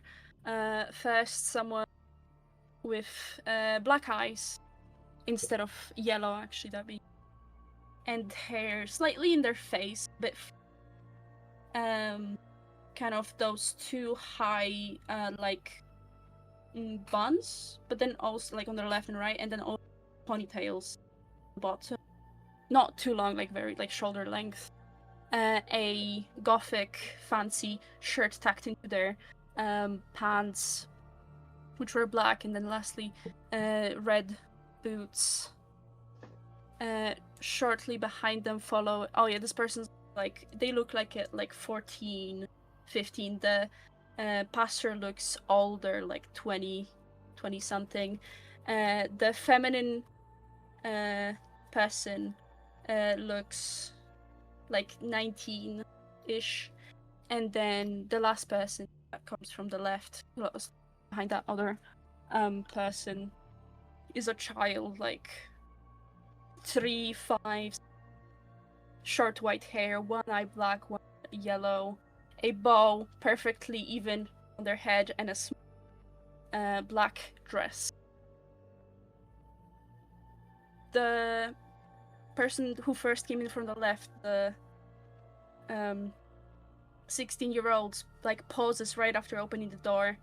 The child behind them curiously peeking out and looking at you. Chalice, do once you see those, well, kids. Dragon's breath. Hellfire. I like to cast power word kill or whatever the fuck it's called. How do we do that? No, That's like a 9th level spell.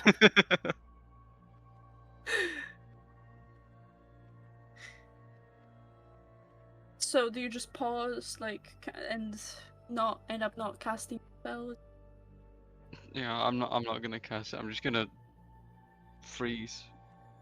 I'm thinking, fuck was I about to do?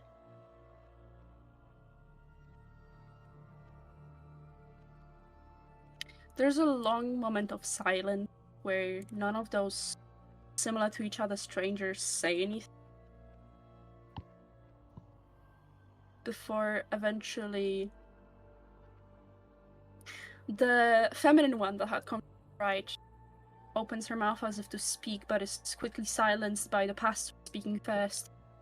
What is the meaning of this? Why are you invading our home? We came to learn about Dawn. We didn't know anyone was here. The place looked like it was abandoned. We thought it was a church. The moment the name Dawn is said, see this pastor kind of like opening their like arms held close to their torso, their hands open, with palms facing up, kind of tilting his chin up, like yes, Dawn, this is the sanctuary of Dawn. Yes, you've come to the right place.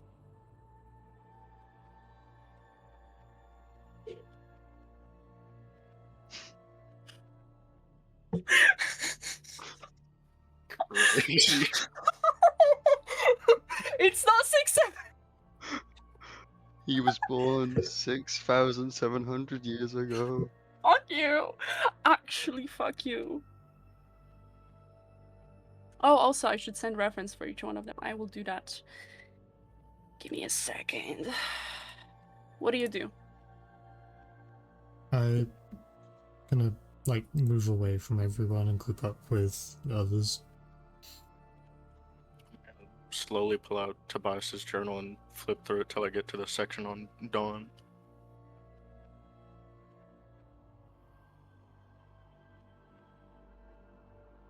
I do not have that written down. I don't know what to tell you. I'm sorry. I should have probably done that. I will for next session, but yeah, I mean, you can do that.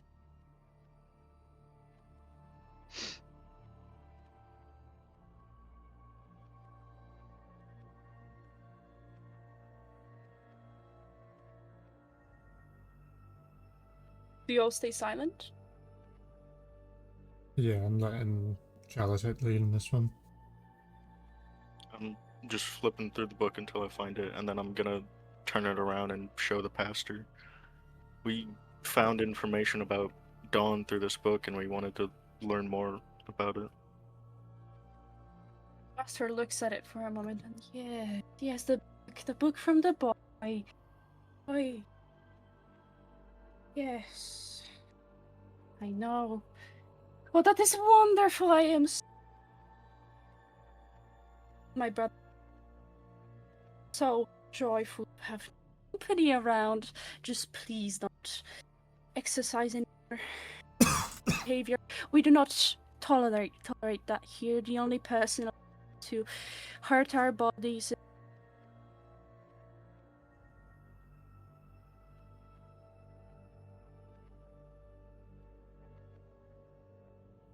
I'm gonna Sorry, you were try. cutting out for that.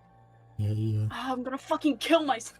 I'm sorry. I'm gonna try to like examine especially like the younger ones' faces, like the 14-year-old and the child, like while they're talking to kind of get a grasp for what they might be feeling. So the feminine one is just kind of standing there. You might have noticed at first they put their hands on like their hips, but ended up just putting their hands like down. The 14-year-old stands there kind of awkwardly, keeping his head down, and the child peeks out from behind. Not really much thought, just kind of smiling, eyeing you all with curiosity and seeing you actually look at them. This kid goes from being behind the other one over to you. You are the height difference is insane. They probably like reach your ankle or something. Damn, the kid's fucking shorter than me. Child. After seeing the kid approach, Ezrin's gaze and demeanor softens as he crouches down to be as low as he can be for the child. The kid kind of smiles with teeth, like not fully grown, and there's like missing one. There's like a gap here and there, like 2 of them, and just kind of reaches up and pulls at your ears. I like kind of resist a little bit, but I let them, because it's a child at the end of the day. Yeah, she just laughs. We apologize for our actions, Pastor. We didn't realize anyone was living here, so whenever we heard you coming, we were startled. This place will never be empty. It will always have the spirit of dog. If you are here to learn, I can let it slip. Why don't you join us for breakfast? It is time. Kill myself. I don't know. It's time to Christ. Fucking pastor's crazy. Just offered us breakfast and said he's gonna kill himself. Watch me. Yeah, I'm sorry. Pastor's gonna get us banned. I'm I hate It's my all mic. good. Is it a bit better than before though? Because I turned like the impression. Actively doing it. Yeah. It's like we hear the first half of the word, then nothing, then the ending of the second word. Is it like that this just now, or? It was perfectly fine when you were talking about the child pulling on Ezra's ears, but as soon as the pastor started talking, it happened. Oh my god, it's dawn. It's dawn. I'm gonna It's just try to use sexist. a different voice for Pastor. Maybe that's why it's cutting out. Maybe. Hmm. Either way. Yeah, he invites you to breakfast.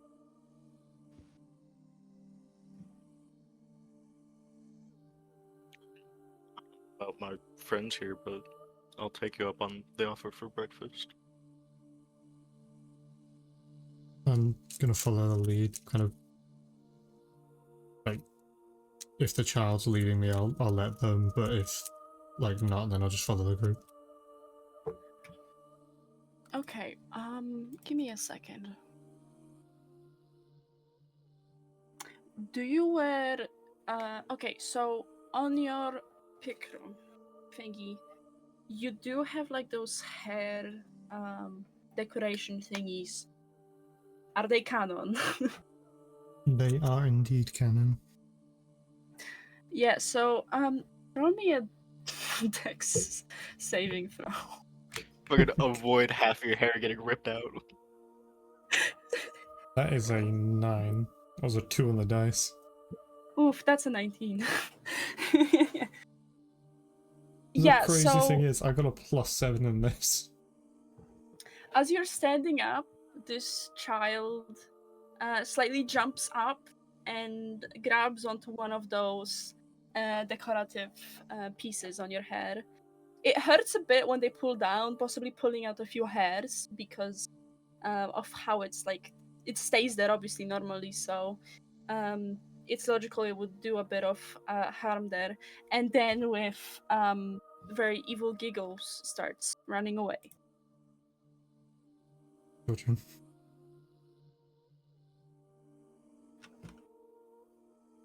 What the fuck? It's alright. Children are prone to do whatever they feel like.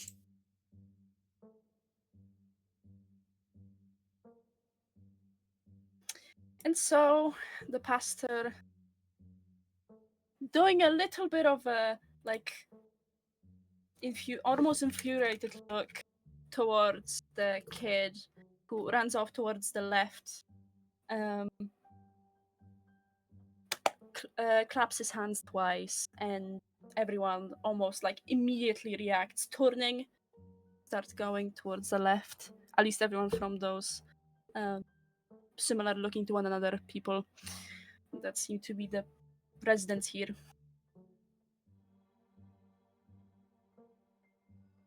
I'm guessing you follow along. Yeah.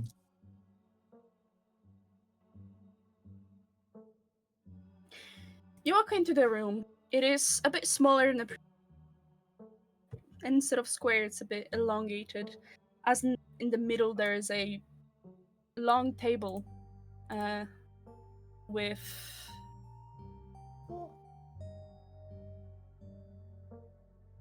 like a very red cloth upon it. In the middle, a thinner black cloth that runs all the way. It's perfectly positioned right in the middle. Singular gold accent on its sides, kind of like sewing it to stay together.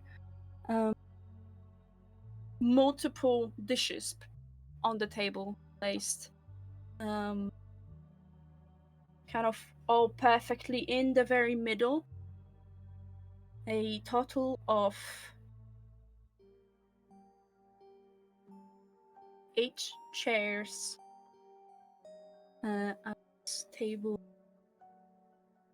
with this one at the very like tip of it being, because it's like 6 of them as on the opposite sides of each other, and then one on each tip of the table.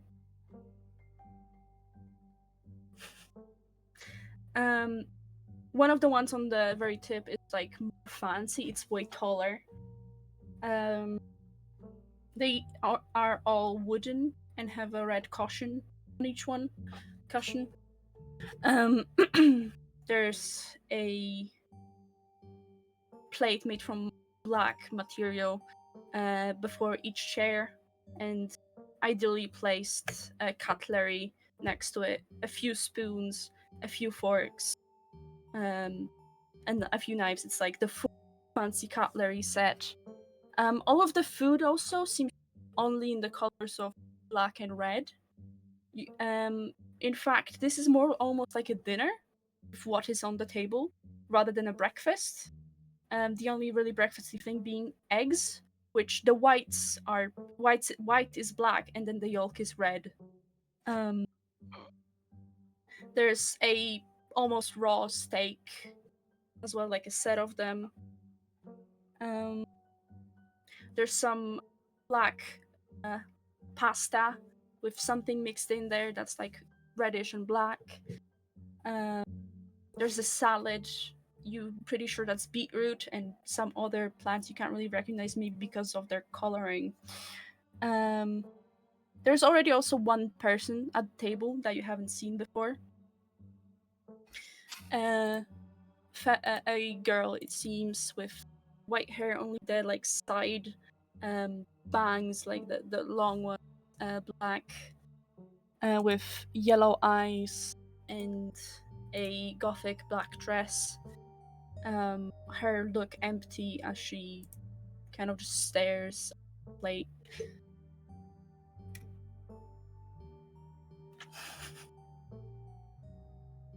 Everyone takes their seat, mostly at the side of the table where the big fancy chair is. At the fancy chair is sitting there. The child that had stolen one of Enzrin's hair decoration sits at her seat, giggling, excited, to then put this gold piece on her plate and start stabbing into it with one of the knives, kind of trying to take it apart, I suppose.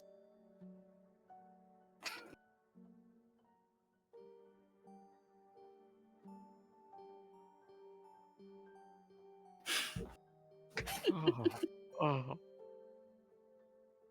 that is disgusting. The pastor looks at you, yeah. For a second, I thought you said the pasta looks at us. I was gonna say, The pastor. It's got eyes in it. These aren't meatballs.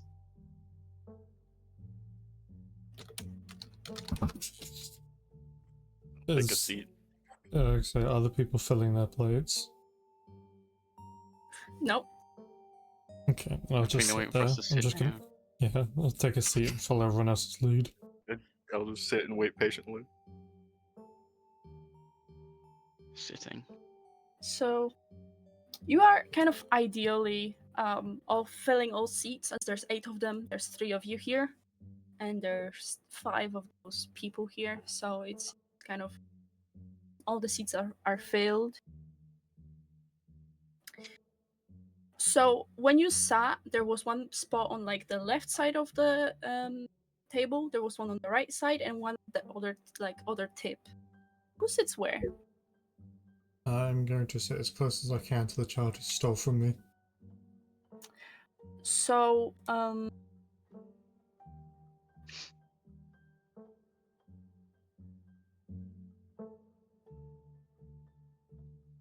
I'm going to explain. Okay, so as you know, the pastor sits at the like very opposite side of where you are, at the top tip. I keep saying that word. I fucking hate.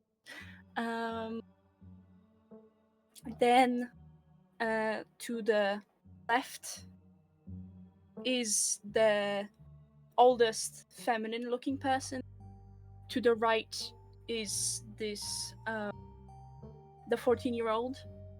Then following then next to the 14-year-old is the child, and then the person looking blankly at their plate is on the next to the oldest feminine person.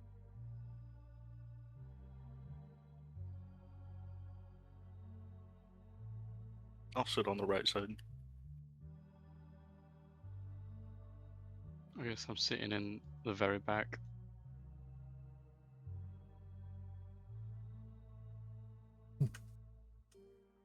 Okay, so the child that I will say the child that starts on the right. So I will just point that out.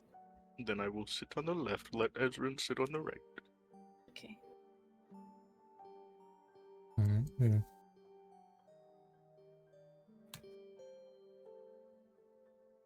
So, Charlotte, you get like just slightly like you can't really describe it, but you just get this look from the this pastor. You feel is not a good look. You can't really tell, but it makes you a bit uncomfortable in a way of like as if you're in the. So I'll just like try to avoid making eye contact with anyone. Soon enough, the pastor holds out his hand, and everyone kind of holds theirs together. The child offers her hands out to one of her hands out to you, Ezrin, and then Jallo, you get offered the hand of the empty look person. I'll take their hand.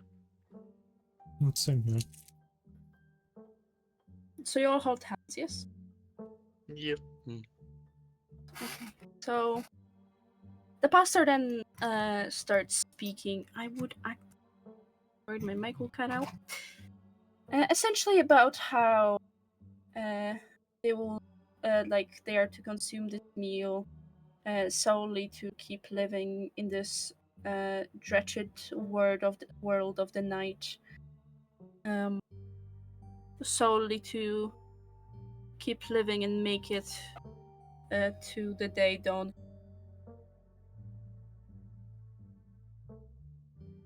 Asking for it to not be wrong them.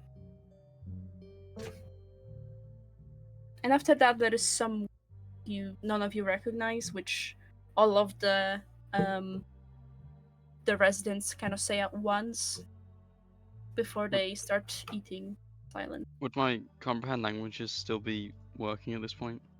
Oh, actually, Yeah, I think it could. Does comprehend languages tell you what language you're understanding? Uh, Is it just that you understand it? I think I just understand it. Yeah, they understand like the literal meaning of it. Okay, so this is a word that doesn't have its word in like what any languages you know, but essentially the meaning is waiting for light. Hmm. And so they all start eating in silence.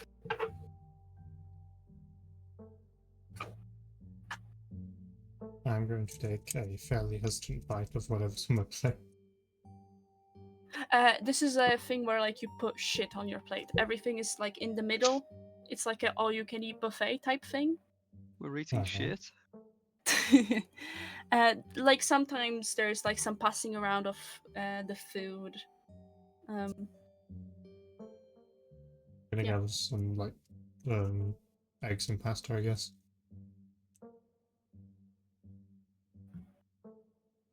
I'll just take a little bit of everything and eat. I mean, I'll just take the Chalice? pasta. I don't trust that raw shit. Okay. So question. Okay. How familiar are all of you possibly with what blood tastes like? Just any blood. Probably would a little bit. I would be familiar, although wouldn't have tasted it for a while, but during like in my youth when I sparred and all that, I probably drew blood a lot. Chalice? I think it would have been a few years since the last time I tasted blood. I think last time would have been like one time, I don't know, I lost a tooth or something in my youth. Well, it is up to you to decide if you recognize the taste, but that's pretty much what all the food tastes like.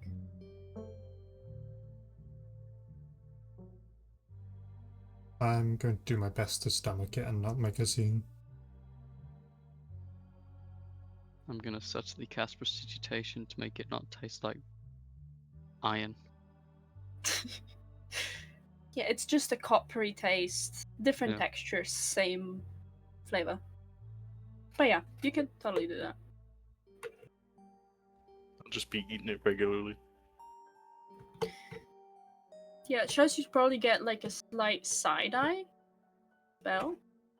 But nothing would be said.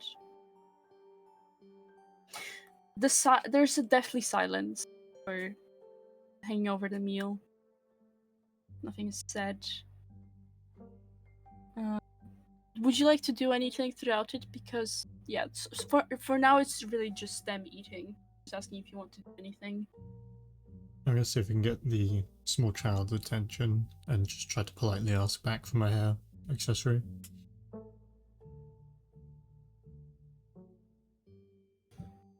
Would you speak to them or try to do it like non-verbally, just like by pointing at it? I think I'd start with non-verbal. If they don't reciprocate, then like just kind of quiet chatter. Yeah, I'm guessing you just like motion at it. Yeah, just like So kind of point at it and then have my hand there, like ready to have taken it. as you do, it's like you probably didn't look at the child for a moment, and when you do, it's like atop of this pasta that they got on there, like it's spaghetti pasta, and as you mention it, this child kind of have half through a churro starts like slurping up the spaghetti alongside the curled around it hair accessory. Just kind of gone. What? I'm just gonna look around at like Looking you straight in the shout. eyes. I'm gonna I'm stunned for a bit, look at Jello and Chalice and just like a mouthful of little agape, like just did that child just eat metal? Just silently nod. Yeah, I guess. I guess there goes your jewelry. Yeah, I took my hand back. There's nothing to ask for anymore. Was it gold? I'm I'm pretty sure gold's poisonous. from the looks of it, I think it's more brass.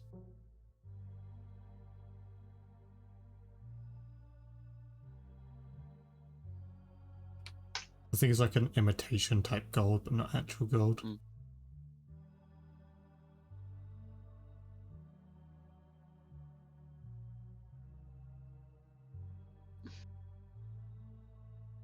Oh, canonically missing some hair accessories now. You look like a mess. You got bags under your eyes. Missing a hairpiece. Please, brothers and sisters, do not converse whilst we do this treacherous activity. What? I understand that you are new, My but apologies. silence is right now very important.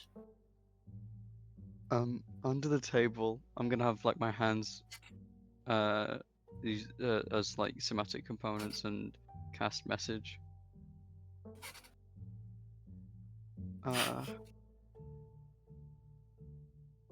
Just say I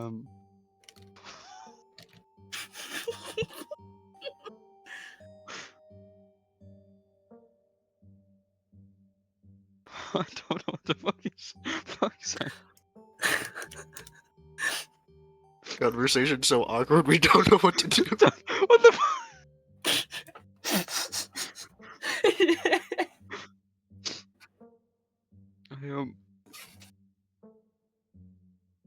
They said they're waiting for light.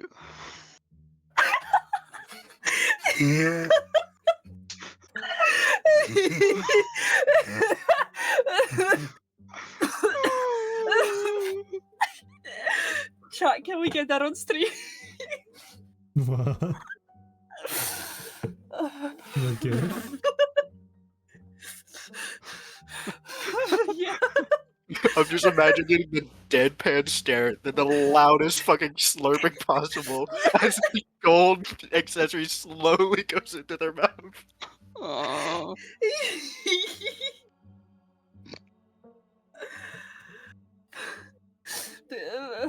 Yeah, continue.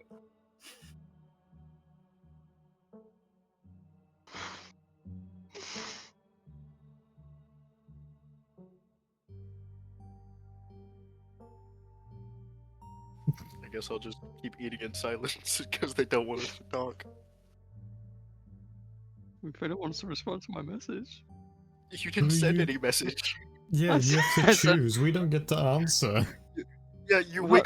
wiggled your hands under the table, but didn't send a message to You us. We have to jerked get the under the message to table. respond. No.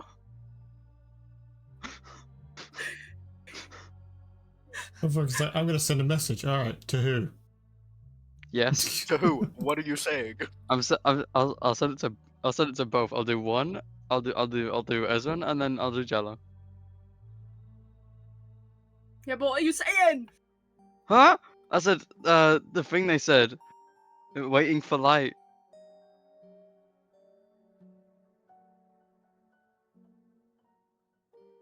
What, you're just gonna say waiting for light to me? What? No, I I What? don't know how to respond to that. no. I'm saying the thing they just chanted. It's waiting for light. Okay. Christ, try to give people information. Damn. Yeah, you give me the information of what it says, but I can't do anything with that. I don't know. Fuck.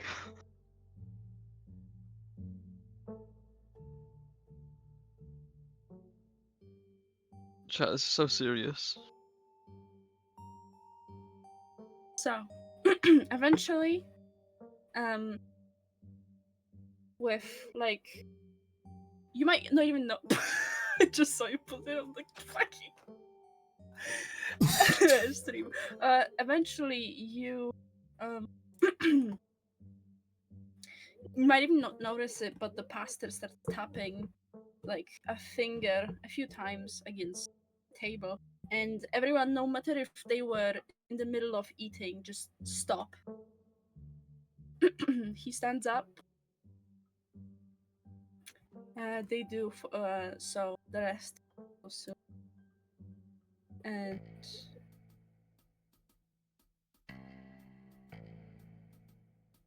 just kind of all silently leave.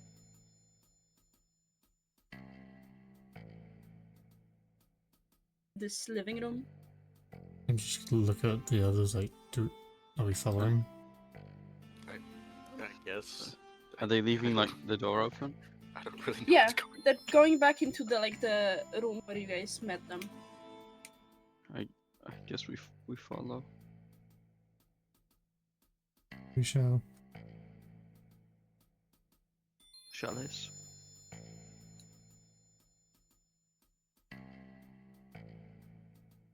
As you leave, you see a few of the residents into through different doors. The pastor stops, looks towards you, and holding their hands together. Right now, it would be after breakfast, morning time to let Dawn know how bad we feel for doing the horrible action we just. And that would mean you would be permitted to under the knight's house. But, well, you are not you are new here, so I would gladly introduce you to everybody and ask for your names as well.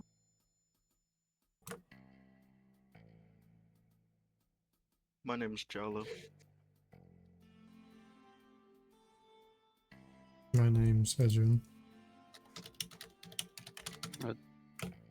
Chalice.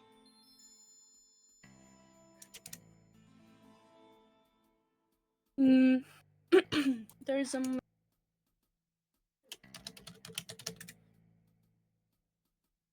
and first this pastor points at Charlotte. No, Jallo. You can take the name of Jivin, then over to Chalice.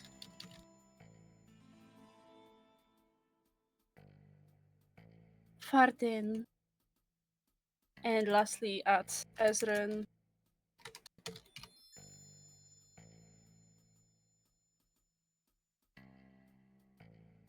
Ranza.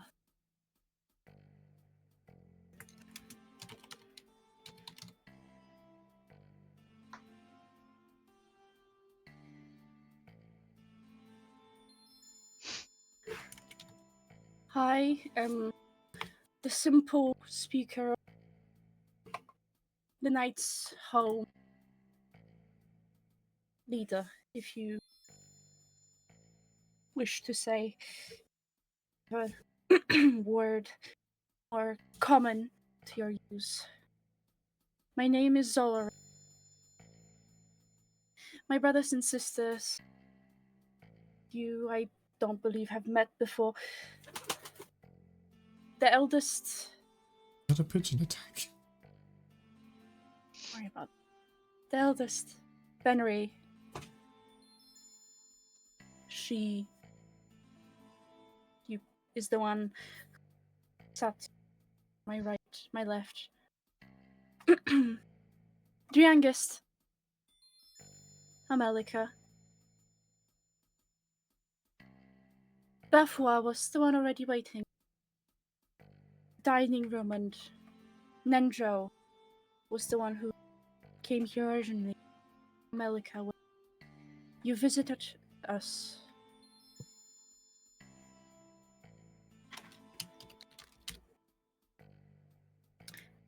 This pastor speaks with like just this very odd tone, as if not used to speaking common or with normal people. And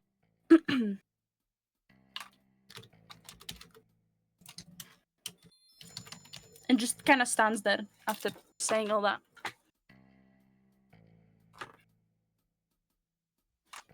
Pastor, may I ask the significance of that meal we just shared together? Please do not refer to me as I am past. You may call me Zorin, brother.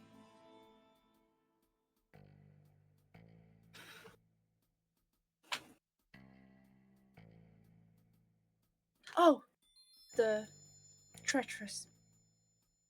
Well, it is important for our mortal, pathetic bodies to consume food, of course, to stay alive. Fortunate.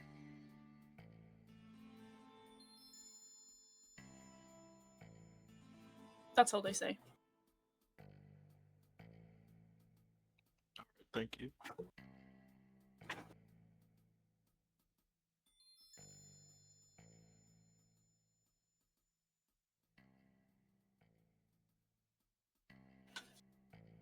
If you wish to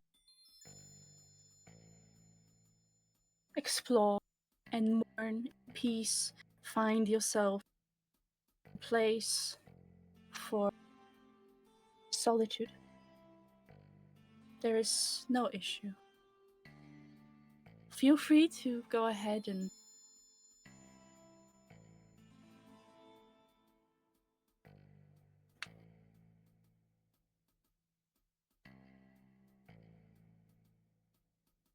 the pastor still stands there, kind of staring at you. The whole interaction just feels uncomfortable and unnatural. I guess, seeing as he seems to be done talking, Jella will just walk towards the front entrance.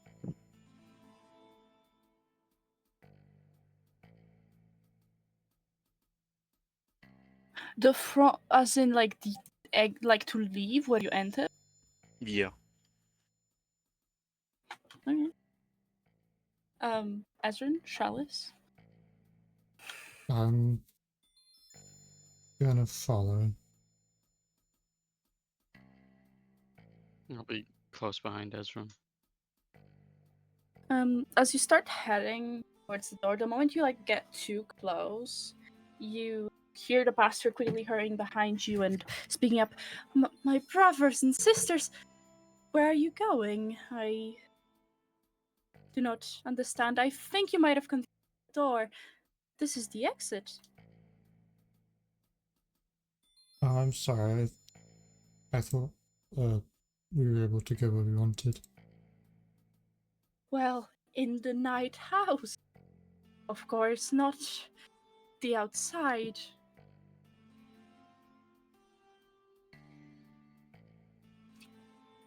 My apologies. It is alright. You are new. I completely stand.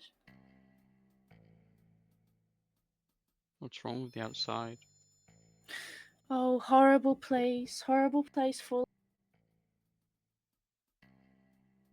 Might not experience the peace they should deserve only if their life had been lived correctly. I sorely do not want you to end up like them by being intoxicated. The Knight's House is a place safe, filled with the safety and presence, love of Dawn.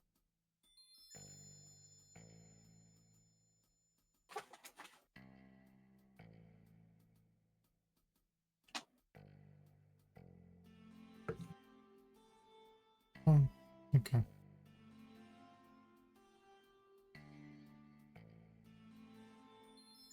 So please, go wherever in the house night.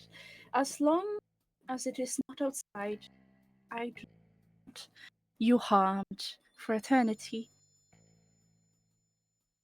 Just please don't disturb our brethren and sisters in their. This is a very hard time for us to have done such a treacherous thing.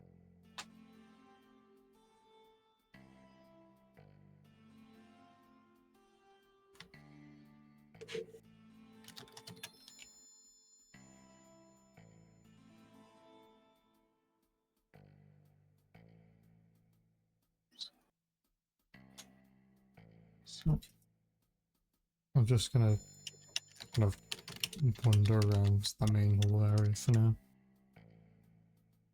Mostly watching the pastor to see like when he's not looking at us anymore. Oh, he's looking. He is just kind of always kind of staring at you, your group. Probably until you like leave this main room. Yeah, who wants to go explore? Let's walk into this random door. Can I ask what the bathroom is? We have a bathhouse, yes. Two, actually. There is one near where we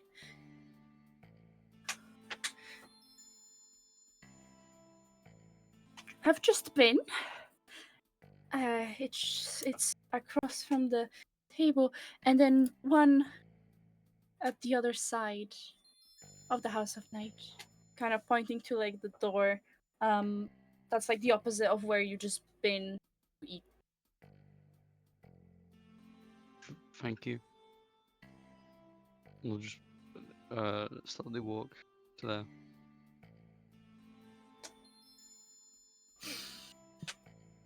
Okay, so this is roll me a. I don't know how to explain, because you're being like casual, right? So roll me a persuasion check. I don't know what to tell you. Because you're going to the bathroom, yes? I got that right. I didn't. Yeah. Roll me a persuasion. I got a 13.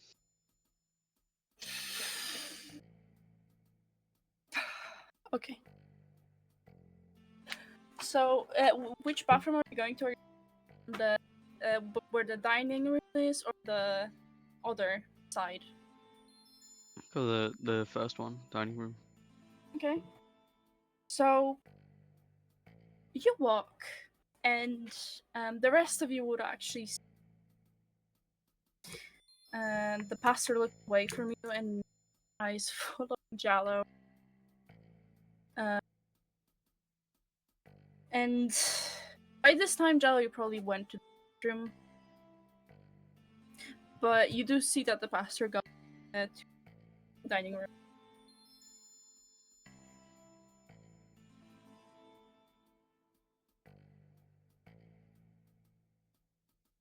What do you do in the bathroom? Are you just like doing normal stuff, or? I'm just like sitting on the toilet, just like on my own. I need some time to myself. Yeah, fair.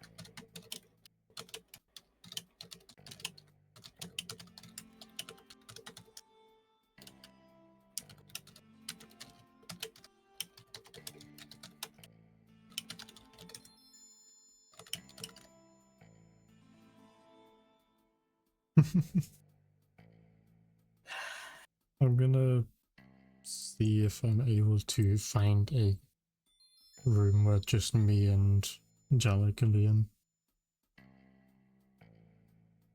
Yeah. Are you going to the door like forward across from where the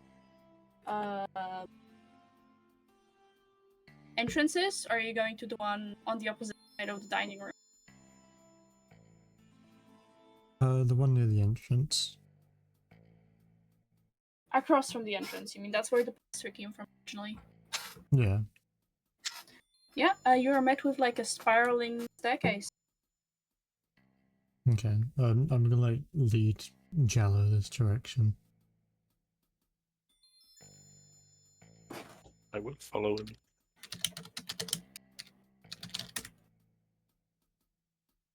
I'm just gonna keep an eye to see if the pastor follows us. He doesn't seem to. As you go upstairs, you reach what you believe was the tower you saw outside. And there's like a small area here. A like bunch of blankets on the floor, unlit candle.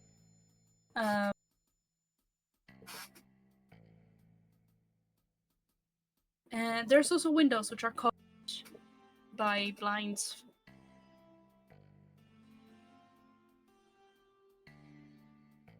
Alright. I'm gonna take like another check to see if we're not followed. And then just kind of like look to Giles like, what have we gotten ourselves into? Definitely something bad. I didn't realize that they're gonna try and force us to stay here. I thought it was just gonna be a nice pop in and pop out, and then we can figure out what the fuck was going on. Ezrin. Roll me a perception. Bum bum bum bum. Ezra, perception. That's a 9.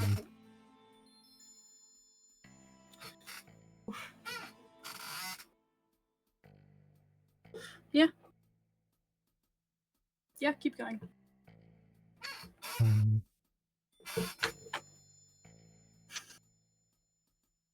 How do we get out of it? Like, preferably, I don't want to cause any actual trouble. Maybe just slip out. What exactly did the pastor say why we couldn't leave? He's like something about the people outside. I'm gonna be honest, I forgot.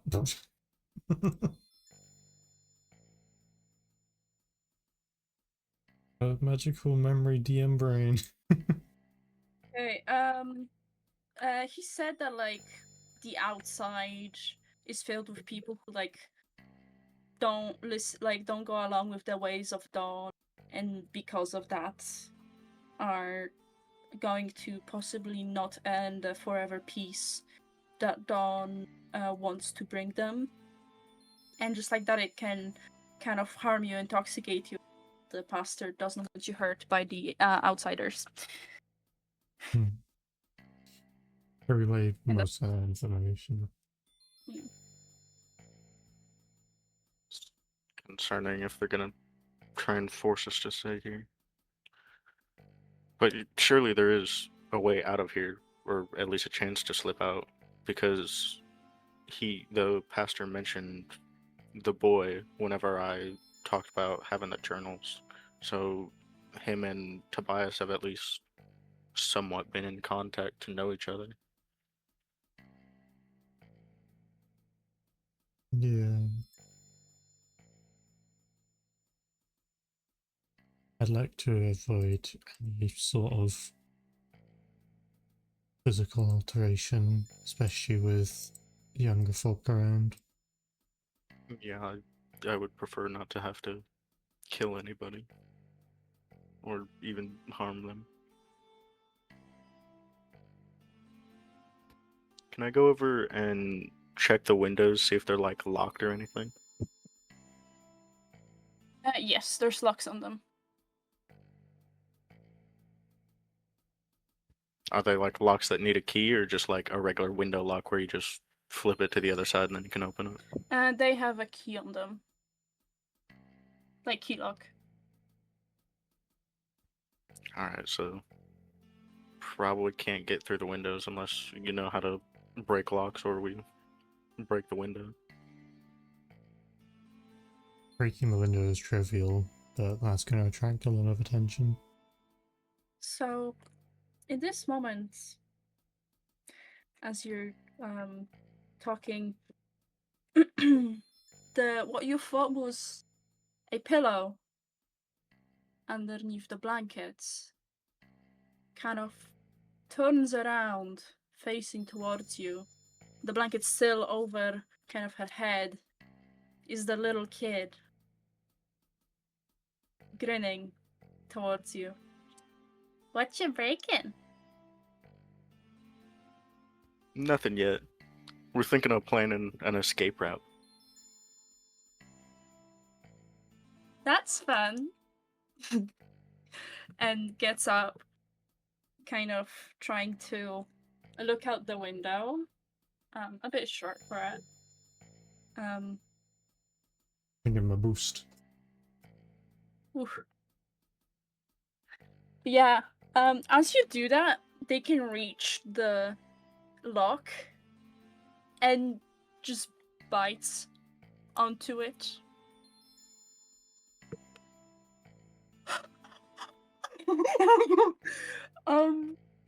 So this Fucker child... got that chrome chomper's gonna bite through the lock.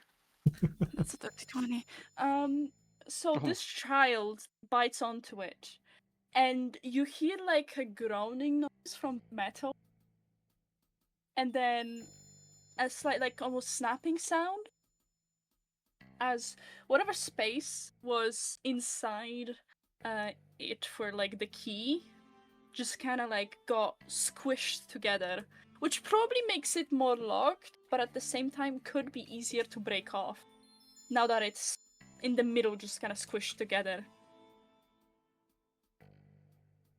And then the child just like smiles and turns to you. That works, thank you. That is very nice. Do you commonly bite metal? Yeah, I just never could get up there. That's why the windows are so high up, because I would bite them off. Let's see. That's very interesting.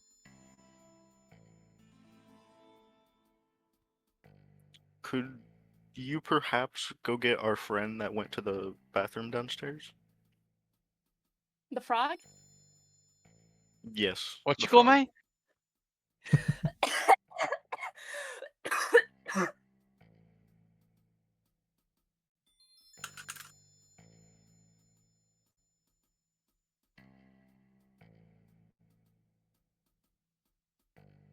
Just kind of like nods along and is waiting to be let down. Did you already let them head down? Yeah, I'd let them down. Yeah. She goes tumbling up the stairs.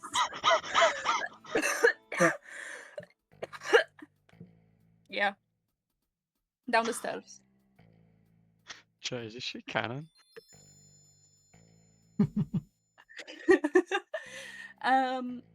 Charles. Oh my god, I can't stop. You have been in the bathroom for a while now.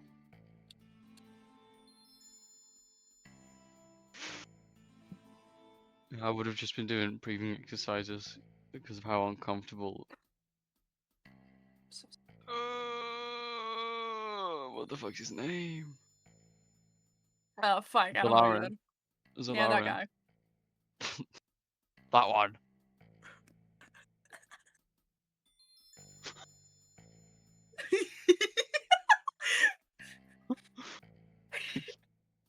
You're unhinged. Yeah, okay. So, how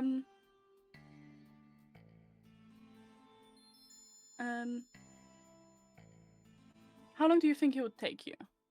In minutes. I think I would just stay in there. I don't feel comfortable leaving. Feels like there's eyes everywhere. Okay.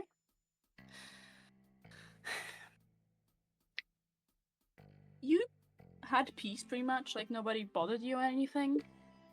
I will point out there's a lock on the door. But yeah, and eventually you hear, coming from like a bit lower on the door, very energetic, which sounds like from 2 hands.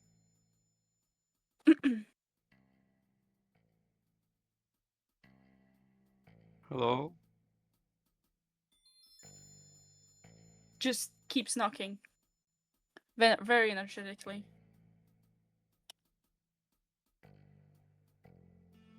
Would you want? Knocks. I'll undo the lock and like open the door a crack.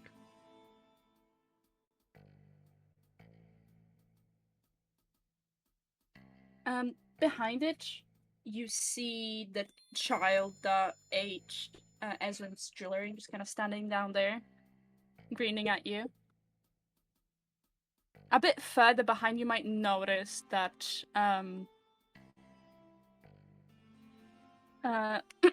Zorlarin is just like standing there, like near the door where you entered the dining room, just kind of stood there.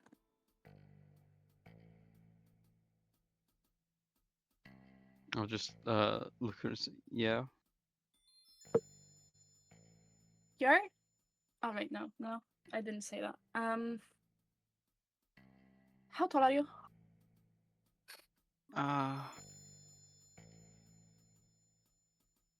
5'7". Do you think this child, which is like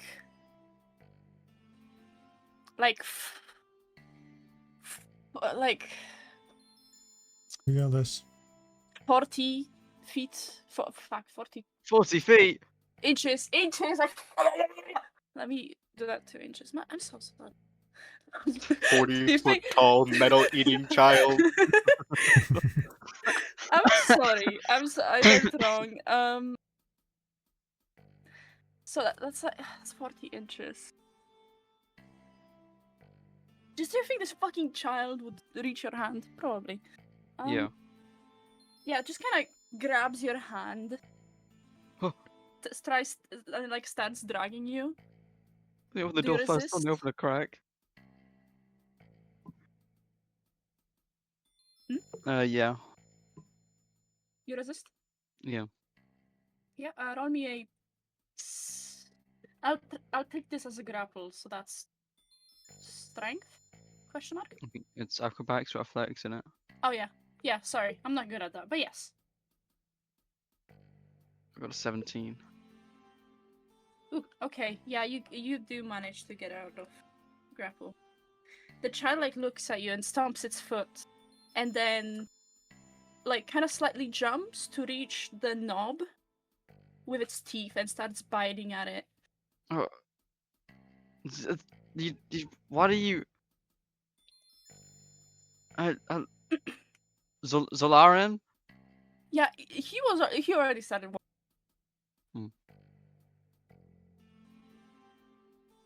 Stopping behind this child, kind of looming over her. She looks up and, like, lets go of, as he said, Amalika, this is no way to behave to new sister. Please forgive her. Like, looking towards you. It's okay. Now, it is our post-breakfast mourn time. You should go and mourn. Like, saying towards the child, which runs off. Zorlarin just kind of smiles at you.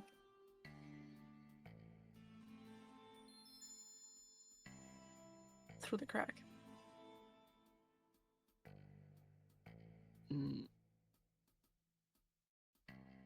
Do I need to mourn too? Well, of course. You shared the meal with us.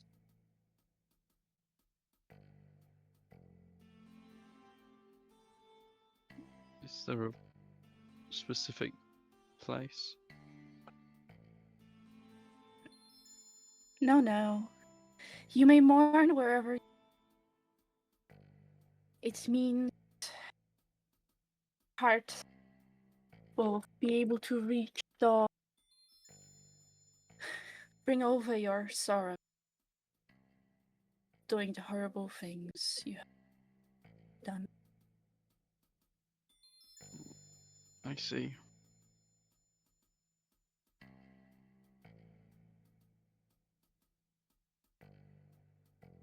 He's still standing there.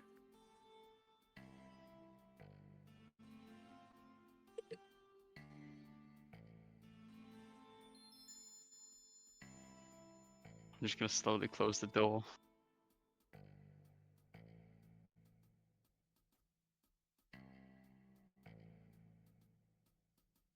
Yeah, he just kind of you see his eye. The door like clicks closed.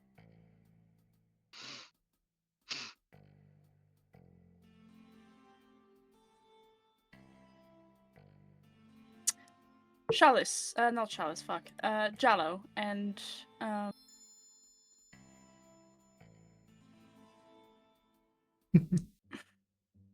believe in you. Red. Ezrin. Yes, sorry, I said it for. You wait for a long.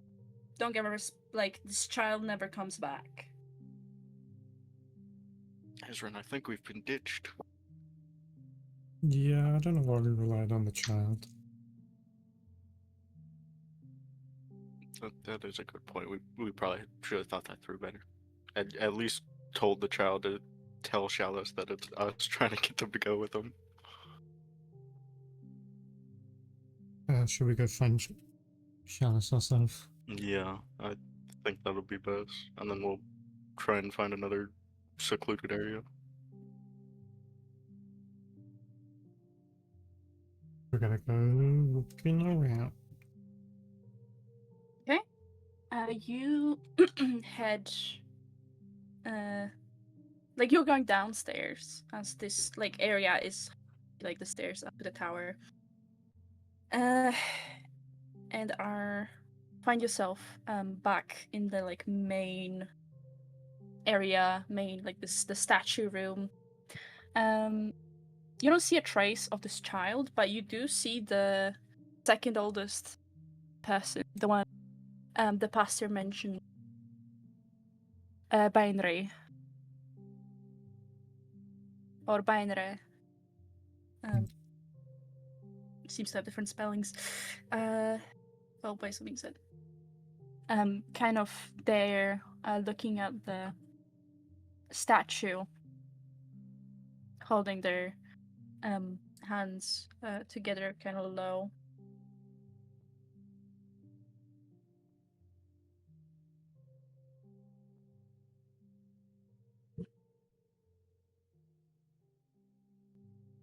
Where do you go?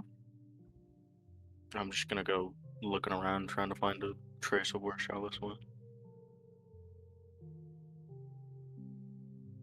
But if I want to disturb them, so I'm gonna look around as well, like separate from the Jello.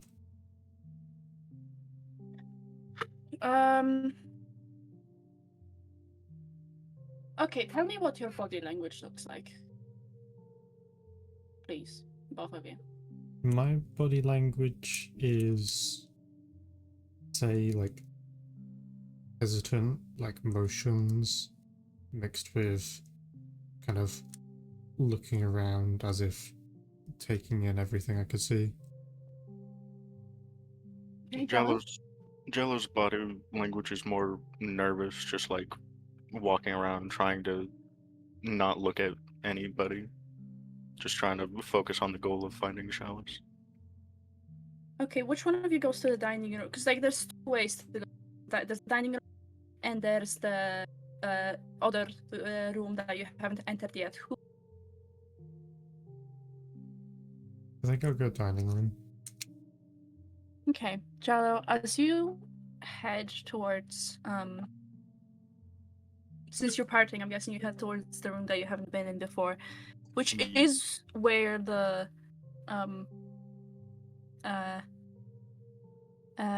binary is standing like on that side of the like in prayer.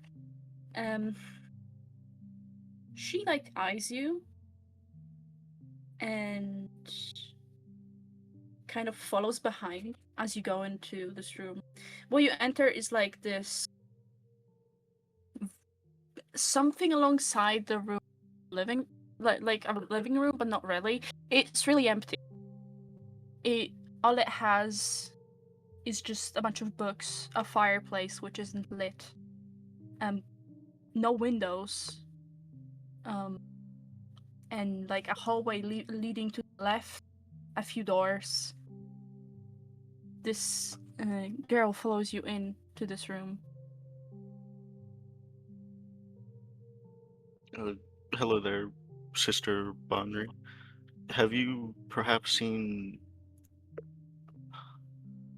Fuck, I don't remember what the name they gave Chalice was. Just scroll up.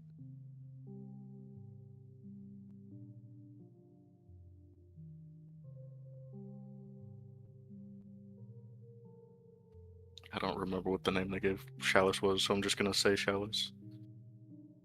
Yeah, it's okay. You can roll a history check if you want for it. Sure, why not? 23 history check. Oh yeah. The name was... Oh, what the fuck? Why did I put it here? Put it in the wrong notes. My bad.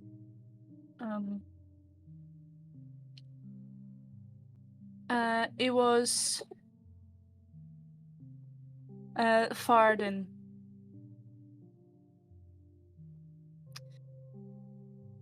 Can't believe I forgot that. Oh my I'm gonna change it. I hate you guys. Now you see what I thought it was. It's Farden. There's an R there. Fuck you. I'm changing it because of you cunt. I've already written it down. Well, skill issue, gotta change it. And first move with P. So this girl like eyes you, then kind of nods and leads you to like a room that's to the right of this living room of sorts. Maybe it's more like a hall that might imitate a living room. Do you follow her? Yep. She leads you into this room which seems to be like a bedroom. It's similar to what you saw upstairs. There's books, a blanket on the floor, a pillow, no window, and a few candles that are not lit. Well, barely.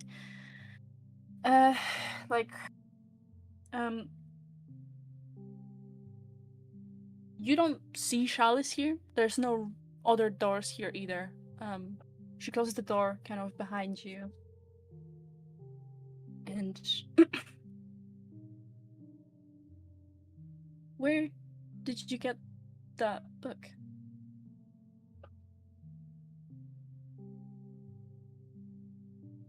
I got that book from one of my friends I met in town. He was a good friend of Michael's.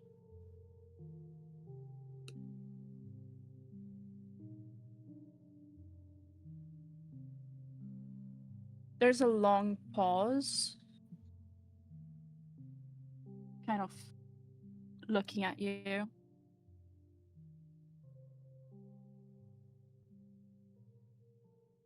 Did you... Why are you here? We're trying to learn about Dawn more, as I've said earlier. Why did you lead me to a room without Farden?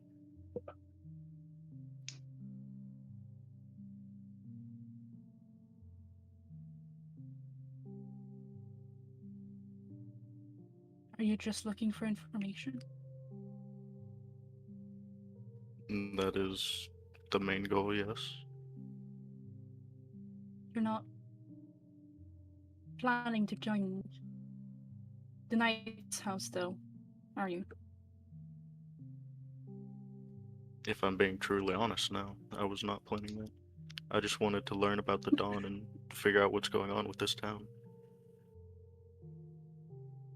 The girl goes over to the door, opening it, looking out as if checking if anyone's nearby, before closing it again and pulling you like further away into like a corner.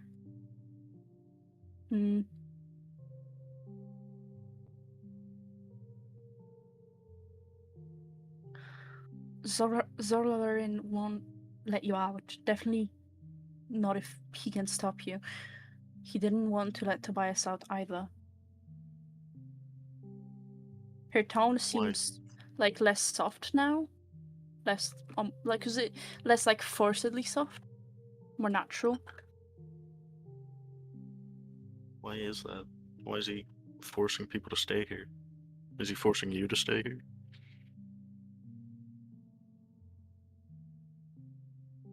A very big pause.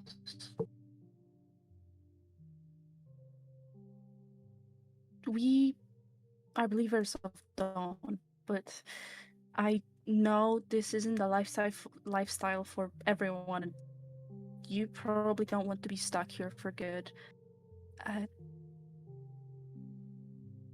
I don't want Zorlin to hurt you and your friends, family.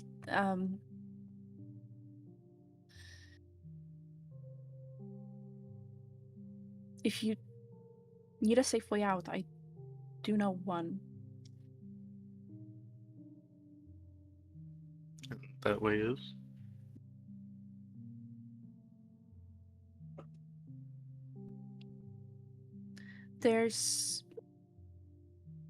I know how to get the key. I have access to the room that it's in. As long as you would be quick, it would be safe to get it and open one of the windows. The only ones are up in the tower. You could use the door, but most likely it's been closed by now. Zorlarin wouldn't let you leave. Risk it. Okay. Might I ask what that meat actually was that we ate? It tasted completely like blood.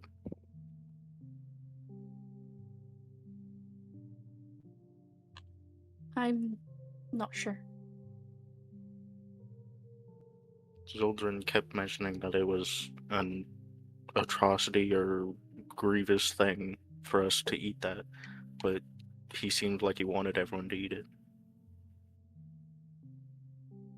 Eating is staying alive, surviving. It means we don't die, which would bring us to Dawn's realm. But it's important that we stay alive just because we wish to meet and bring you here. In a way, it's both trying to stay close to Dawn but also distant ourselves from him. That's why it's wrong to eat. So you eat to stay alive, but eat things that only taste like blood? That doesn't seem very logical. Why would you want to suffer before having dawn come? We are in the time of night. Before dawn comes, there's only suffering in this part of existence.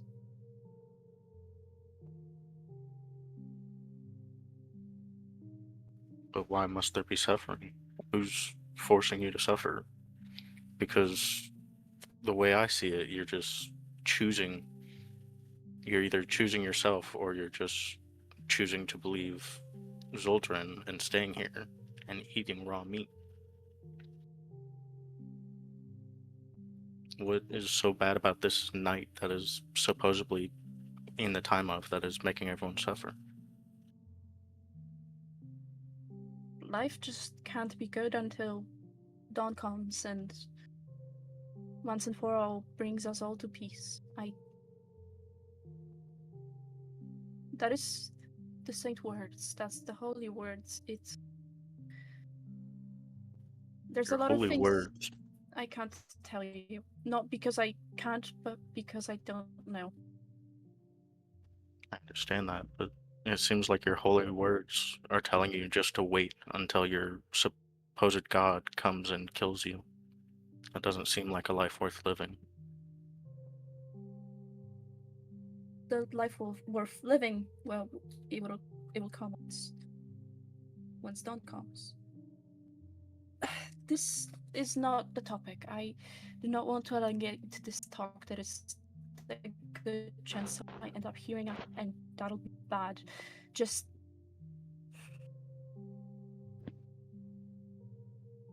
can you get your group? I'll try to get you the key. I can try.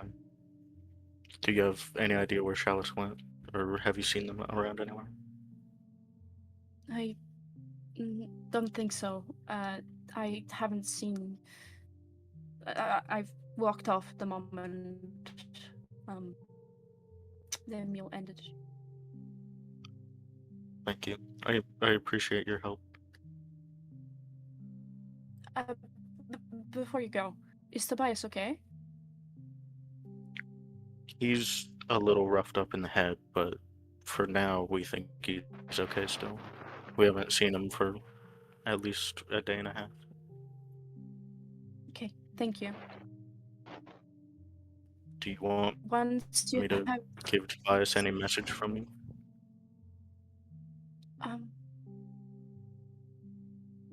just wish him luck.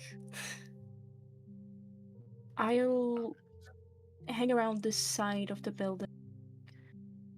Once you're ready, just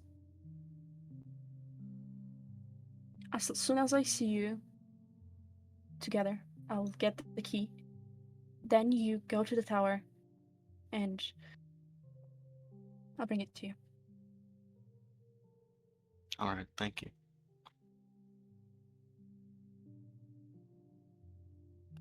Then I'll just make my way to the door and peek out, making sure no one's looking before going back to the main statue room.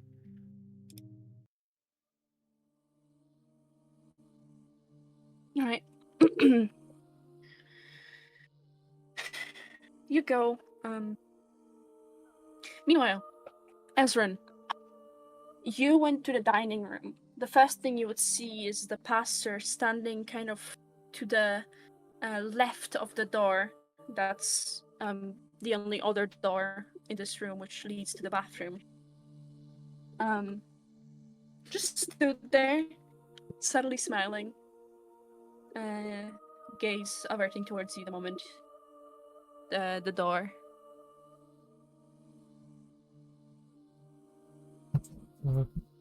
Have you seen my friend?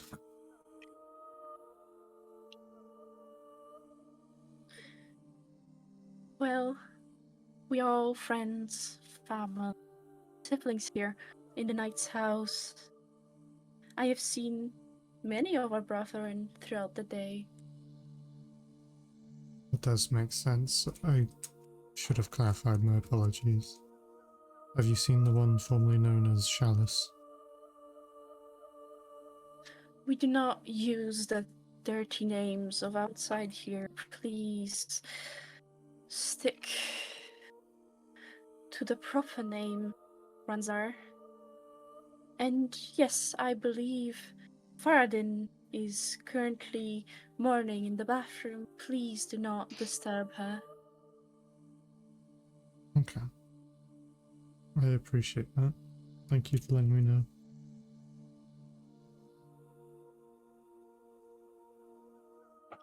I'm just gonna walk out of the dining room to the main hall.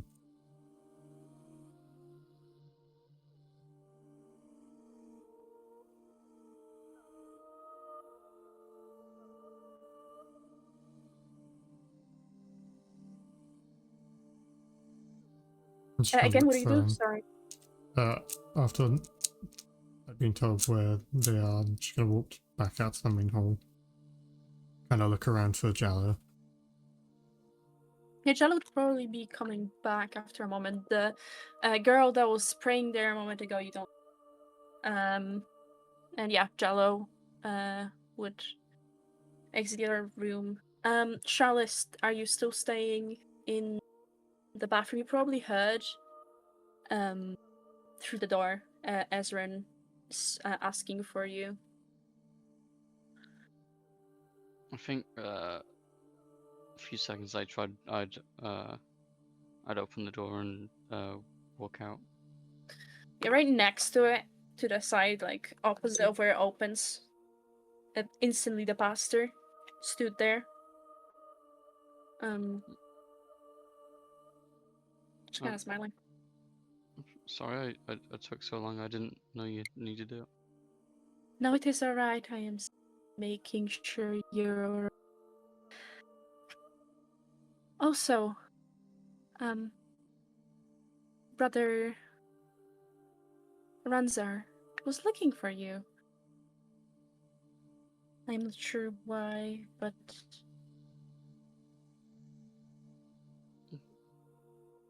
Do you know where he went? just no words looks towards the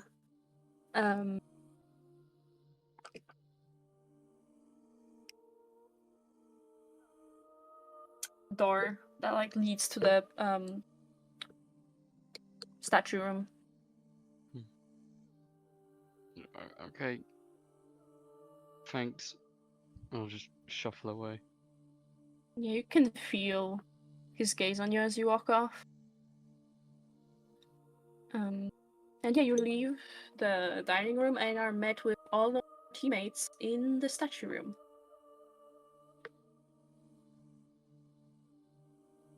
I'm just gonna motion over both of them real quick. Captain. Guys, we have to be quiet, but we might have a way out of here. The girl, her name's Benari. She has a potential way to get us a key. She just needs to see us all together, and then we need to go up to the tower, and she'll bring the key to us.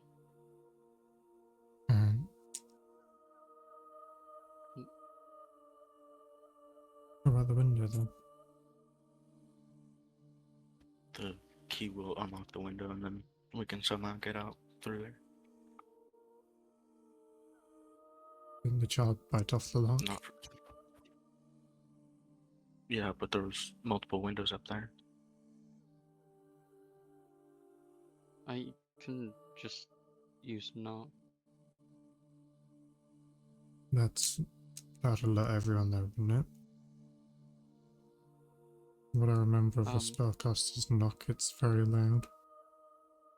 As a sage, I was taught a way to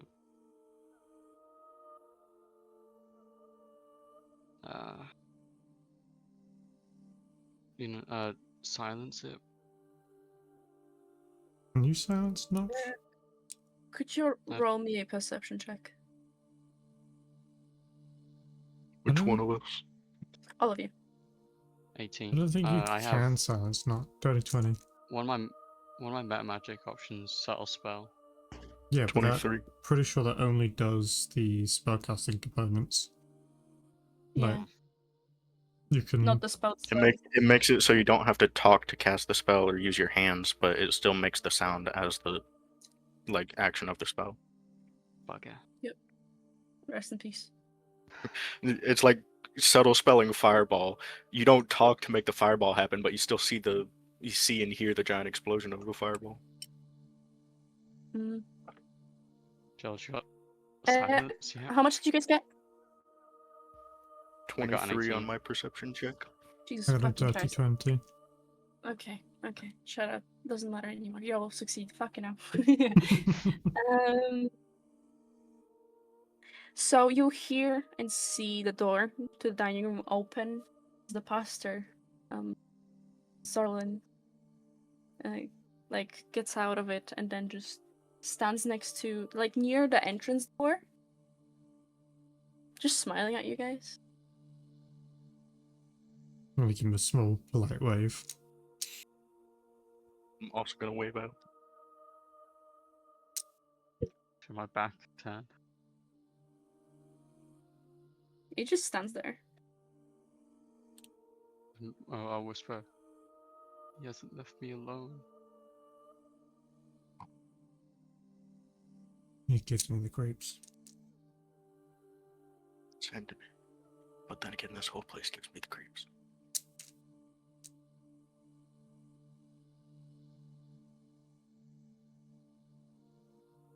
I guess we just wait a little somewhere, hope to see Benari, and then head up to the tower.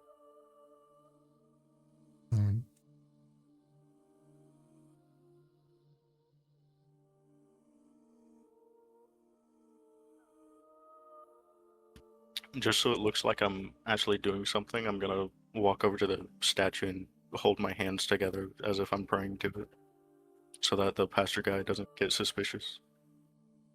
Roll me a persuasion or performance. I'm gonna leave the choice up to you. That's a 12 for performance. Okay. Oof. The pastor looks at you and goes over to join, kneeling like right next to you.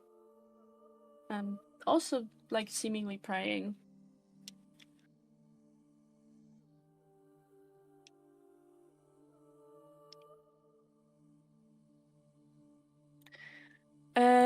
Do the other two of you just stay in the statue room? Yeah, just like hanging around, pretending to look Okay. busy, I guess.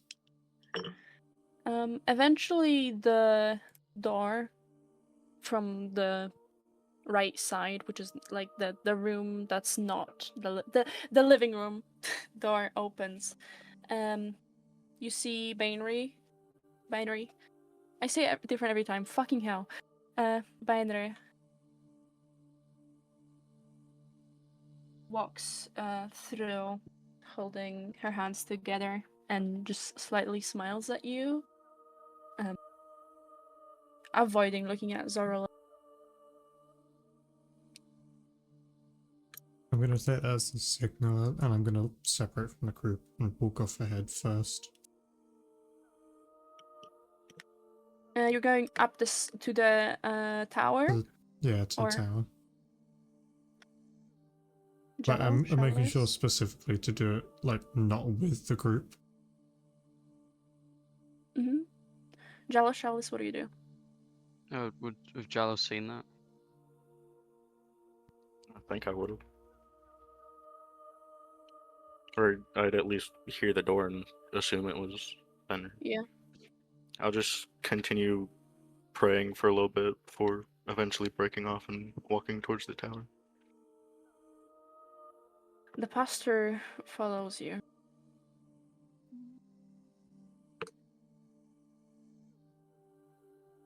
Just like step by step.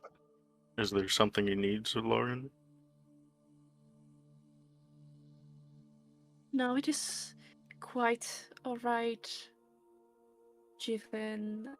I simply wish to ensure you are the loveliest first day here, and that maybe I can aid you in your prayers with my guidance, just as I gladly will do with all of our new brothers. I think I'll be okay on my own. I was planning to go up there to one of the beds and lay down for a little bit. Are you quite sure? I believe you might not understand yet how to properly go through prayer. I can guide you, help properly go down the way of dawn. I think I'll be okay for now. The morning meal kind of upset my stomach, so I was thinking I would go lay down for a little bit, and then towards evening time I would come back, and then you can teach me how. persuasion or deception. Either will do. Up to you.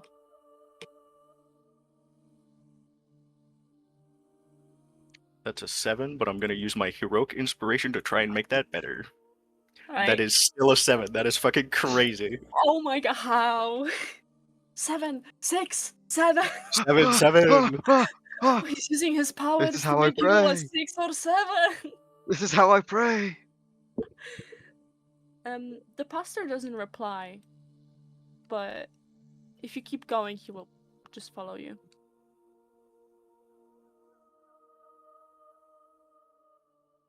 I'm I'm gonna. gonna just turn from walking towards the tower and then just start walking around the statue, see if he follows me. Lead him around like a little duckling.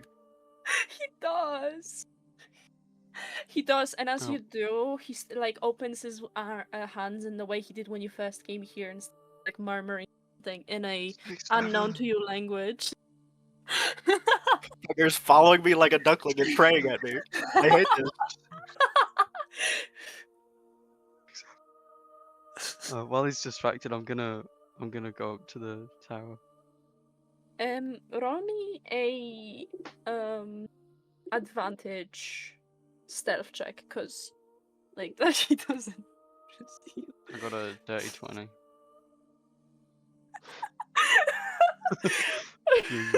Six, seven. I can't.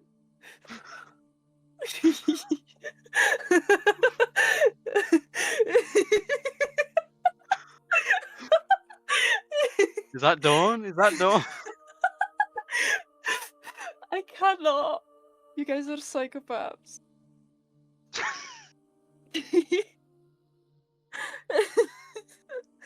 Okay.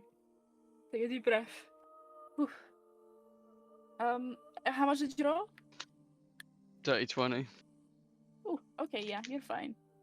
And that leaves Jallo and the the girl, Banre. Seeing this, Banre goes back to the living room, leaving you with the pastor, Jallo. Do you just keep going in circles? Yeah, I don't know what else to do. Jello's not thinking of anything right now. Just keep going in circles over and over again. Yeah, honestly, if you go, like, are you going like along the lines? Yeah, I'll walk along Yeah. that. Yeah. Okay. Yeah. Then you're fine. Still praying behind you, following you. So, Chalice.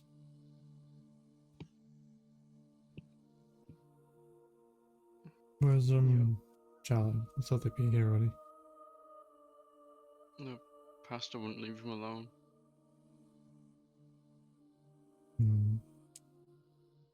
Maybe if we I make don't know some what to sort do. of I had to go. distraction. What if you can do magic through your snake, right? Like Chris? Yeah. Yeah. Would Chris be able to like make some sort of disturbance that would catch the pastor's attention? I have prestidigitation.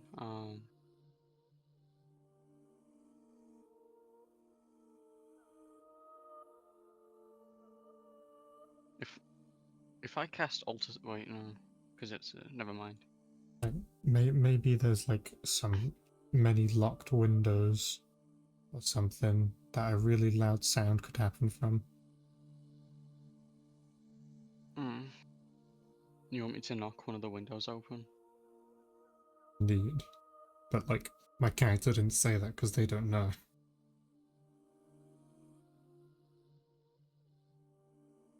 But I think when we were talking, I said that I had knock. Yeah, but my character wouldn't know it makes a really loud noise. You would have, because I used it before to open the hatch Tobias's in bunker Tobias' hatch. place. Yeah. Okay, that's okay, yeah. Just sure that they suggest a knock spell then.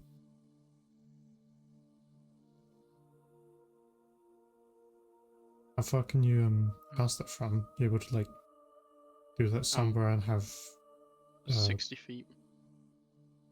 okay. Would you be able to have Chris do that and then sneak back to you? I can have him change his form, so he's less conspicuous. Yeah.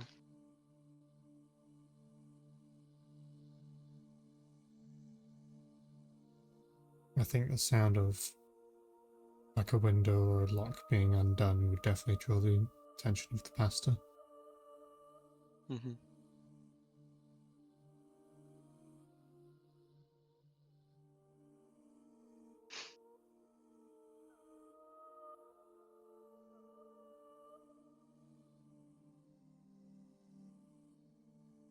Yeah, I'll let me I need to see if like what it is to change the form of them.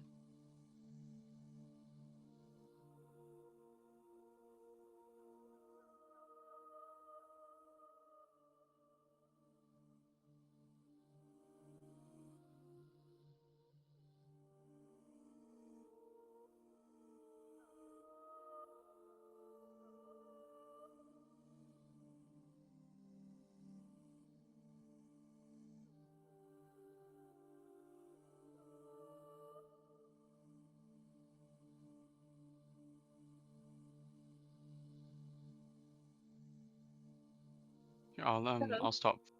Yeah, go on. I'll start focusing to change Chris's form into that of a spider. Okay. How, like a casual one, like an average one? Yeah, usual Okay. spider. Yeah. And then I'll look through. Like I'll use his senses and send him downstairs to the living room. Yeah, sure. That's sick. Roll me stealth with advantage. This is gonna be the type of fucker that if he notices, he's just gonna like grab the spider and eat it. How'd you know? Oh, free lunch. He gives off those vibes. Just do A not let dirty the 20. child see you. 22. Good shit. The child Okay. seeing that spider would definitely eat it. Okay. Yeah, you can get through, not noticed, and probably like squeeze under the door. They kind of have like those areas behind the like below. They're not like full. They're really like not behind, easily opened. Like yeah. You can, yeah, you get through. No issue. You get to the living room, which yet again a very empty space. And a few doors and a corridor to the left. You actually might see Baenre and Nendro, which is the 14. Baenre leading Nendro to one of the rooms. I would have waited till they had left. Yeah. I'll go through a door that they didn't go through. Which one did they? Okay, so the room has a like it's a room. There's a corridor to the left that's like the wall. That's the original door to the room. And then there's the corridor has two rooms, and then there's two in this like room. Okay. Does the corridor have any windows? No, Okay. it's only those doors.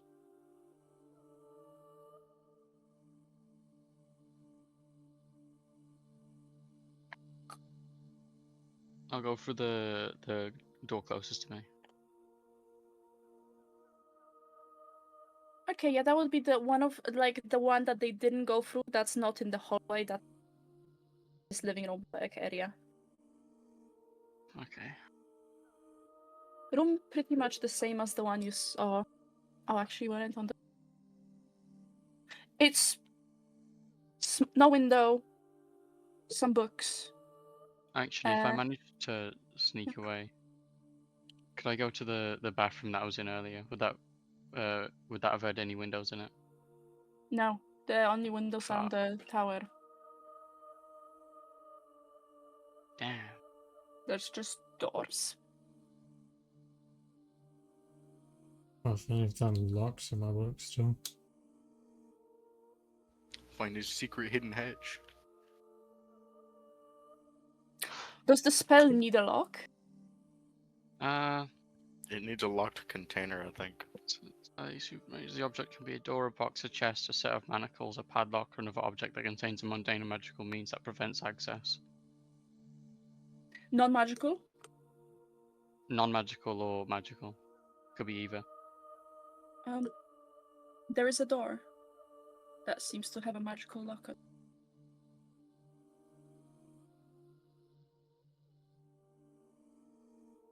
I'm spider gonna crawl onto it and then I'll cast knock.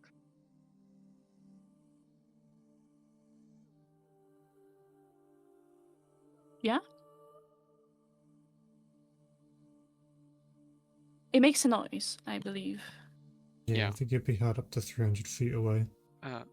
Yeah, a loud knock, audible up to 300 feet away. Okay. The neighbors are hearing this one, chat. Like half the fucking Grimfield is here to.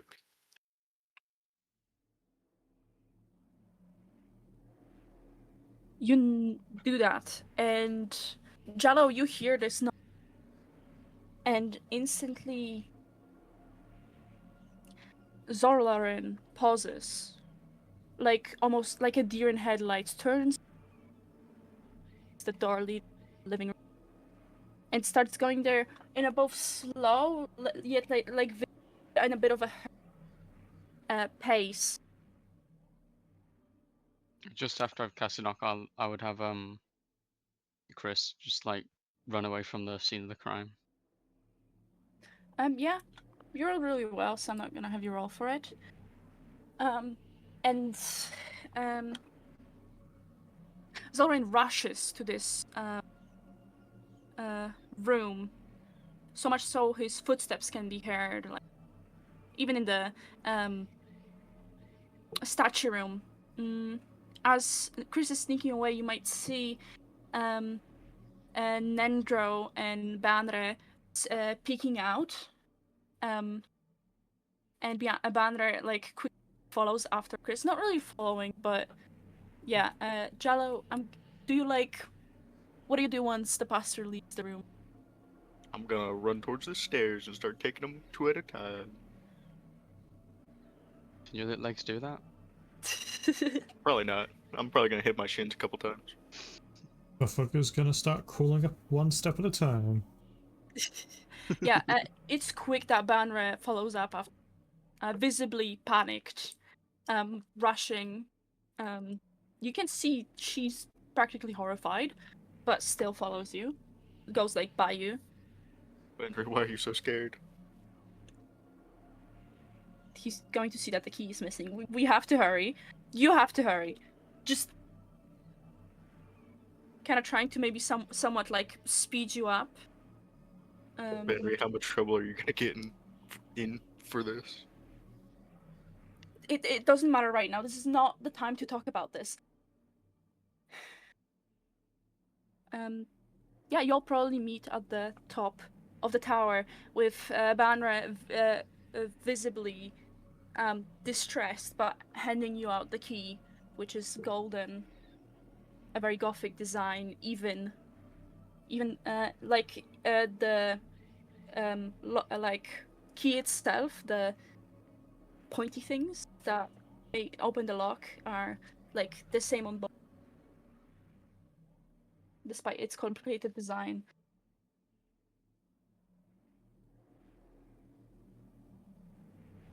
I'm gonna hand Ezrin the key so that he can unlock the windows. Alright. I get unlocking, I guess. I don't know how tall the other child is, but I'm guessing they're not as not much taller than me. So I probably can't reach those windows either. Yeah. Banra keeps looking down towards the staircase.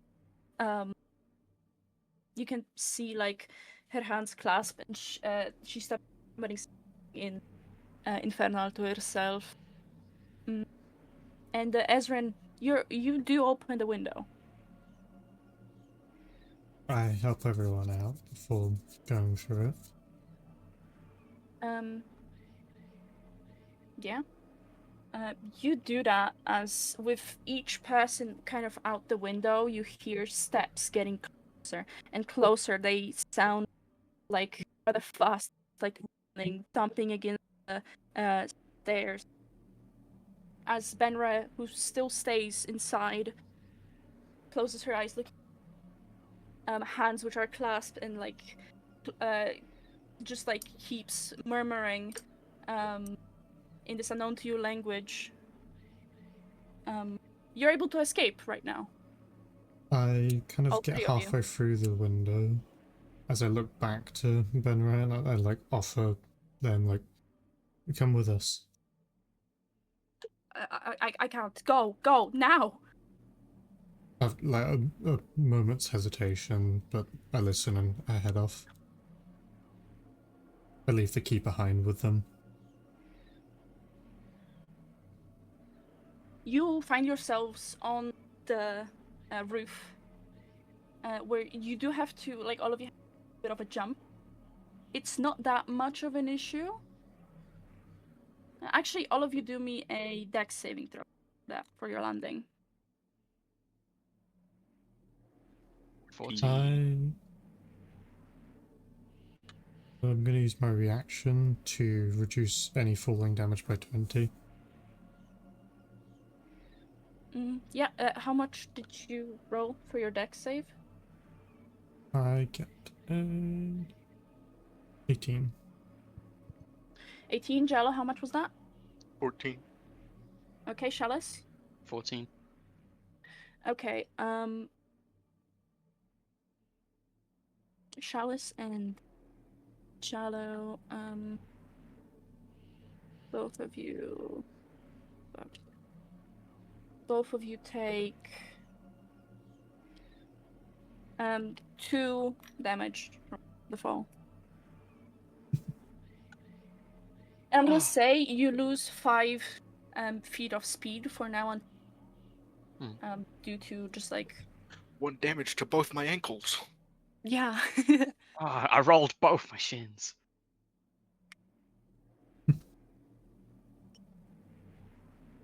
Monks have a feature called slow fall, which literally just allows them to fall further without taking damage.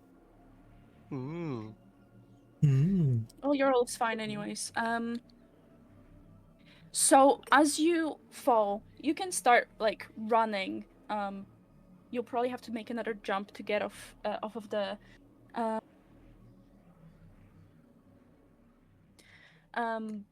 roof. And as you probably start running, I'm guessing, you hear behind yourself, coming from the tower, Banra's voice as she just screams in what sounds agonizing pain.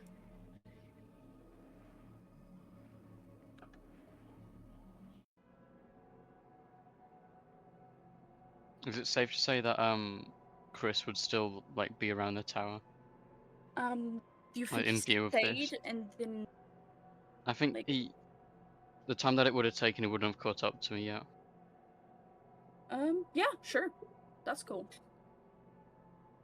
Are you trying to see what's going on? Yeah. You see, as Banra is on her knees, whilst the pastor holding this, like, sickle kind of weapon, It's kind of like a mix between a sickle and a saw. Her hands still held in prayer, pushed kind of together by one of Zloren's hands, forcing her to stay in, like, keep them in the praying position, whilst the other slowly but surely, with violent moves, saws her hands off.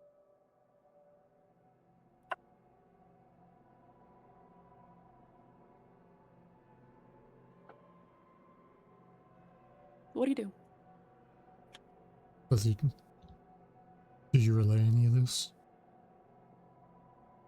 Yeah, I think I just like I'd stop dead. Like unable to move because of what I'm seeing. I think I'd start shaking. Do you relay any of this?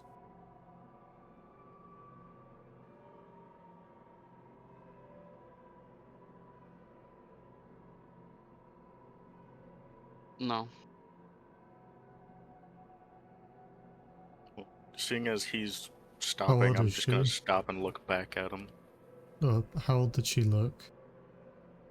She looked at least 19, up to like 22.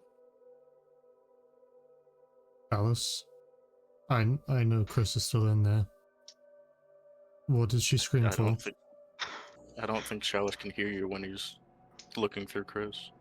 She starts shaking Chalice. Chalice! I don't know if I'd feel that. I think you're deafened and then blinded whenever you're using vision. I don't know if it equates to touch as well or not. See through their eyes and hear what it hears. Gaining the benefits of any special. Yeah, I don't feel it's. Yeah, so I'd be able to feel that. Chalice! Her What was that scream about? hands. He's What do you cutting mean? them off. Oh, he already cut them off, that's the thing. Ezran is gonna go back, like, same path we got down from. I'm gonna start freaking jumping and climbing onto the building. Hello? I'll chase after Ezra as fast as I can with my stubby little legs. Yeah, I'm Chalice. like action dashing, bonus action dashing. I think I'm still torn with what I'm seeing.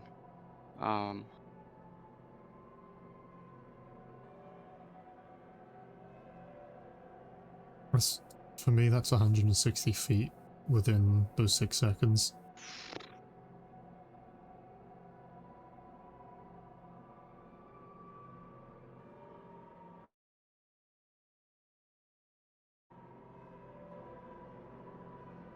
So you stay, Chalice? Yeah, I'd be like on my knees. I just basically having like a panic attack. The screams continue. They don't seem to be stopping, only eventually parted by singular sobs or gasps of air. You managed to climb on. You're climbing back on. Jolly take a bit longer to manage.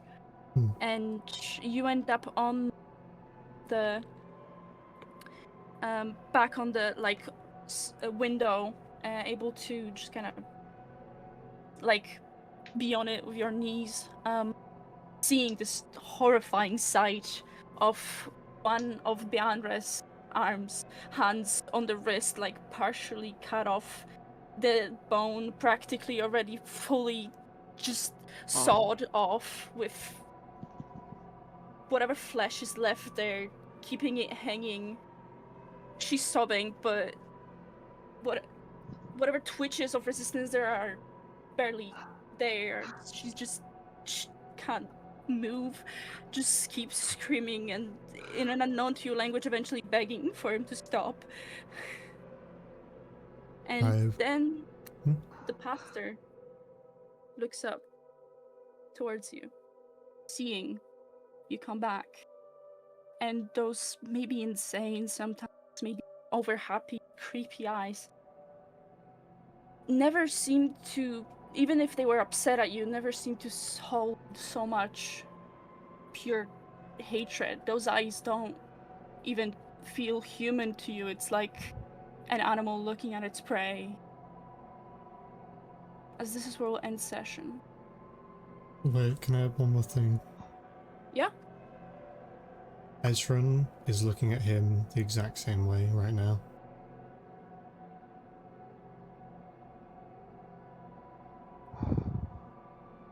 Yeah?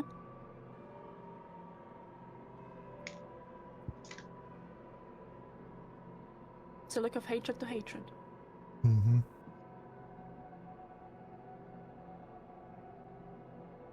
And yeah, this is where we'll end today's session.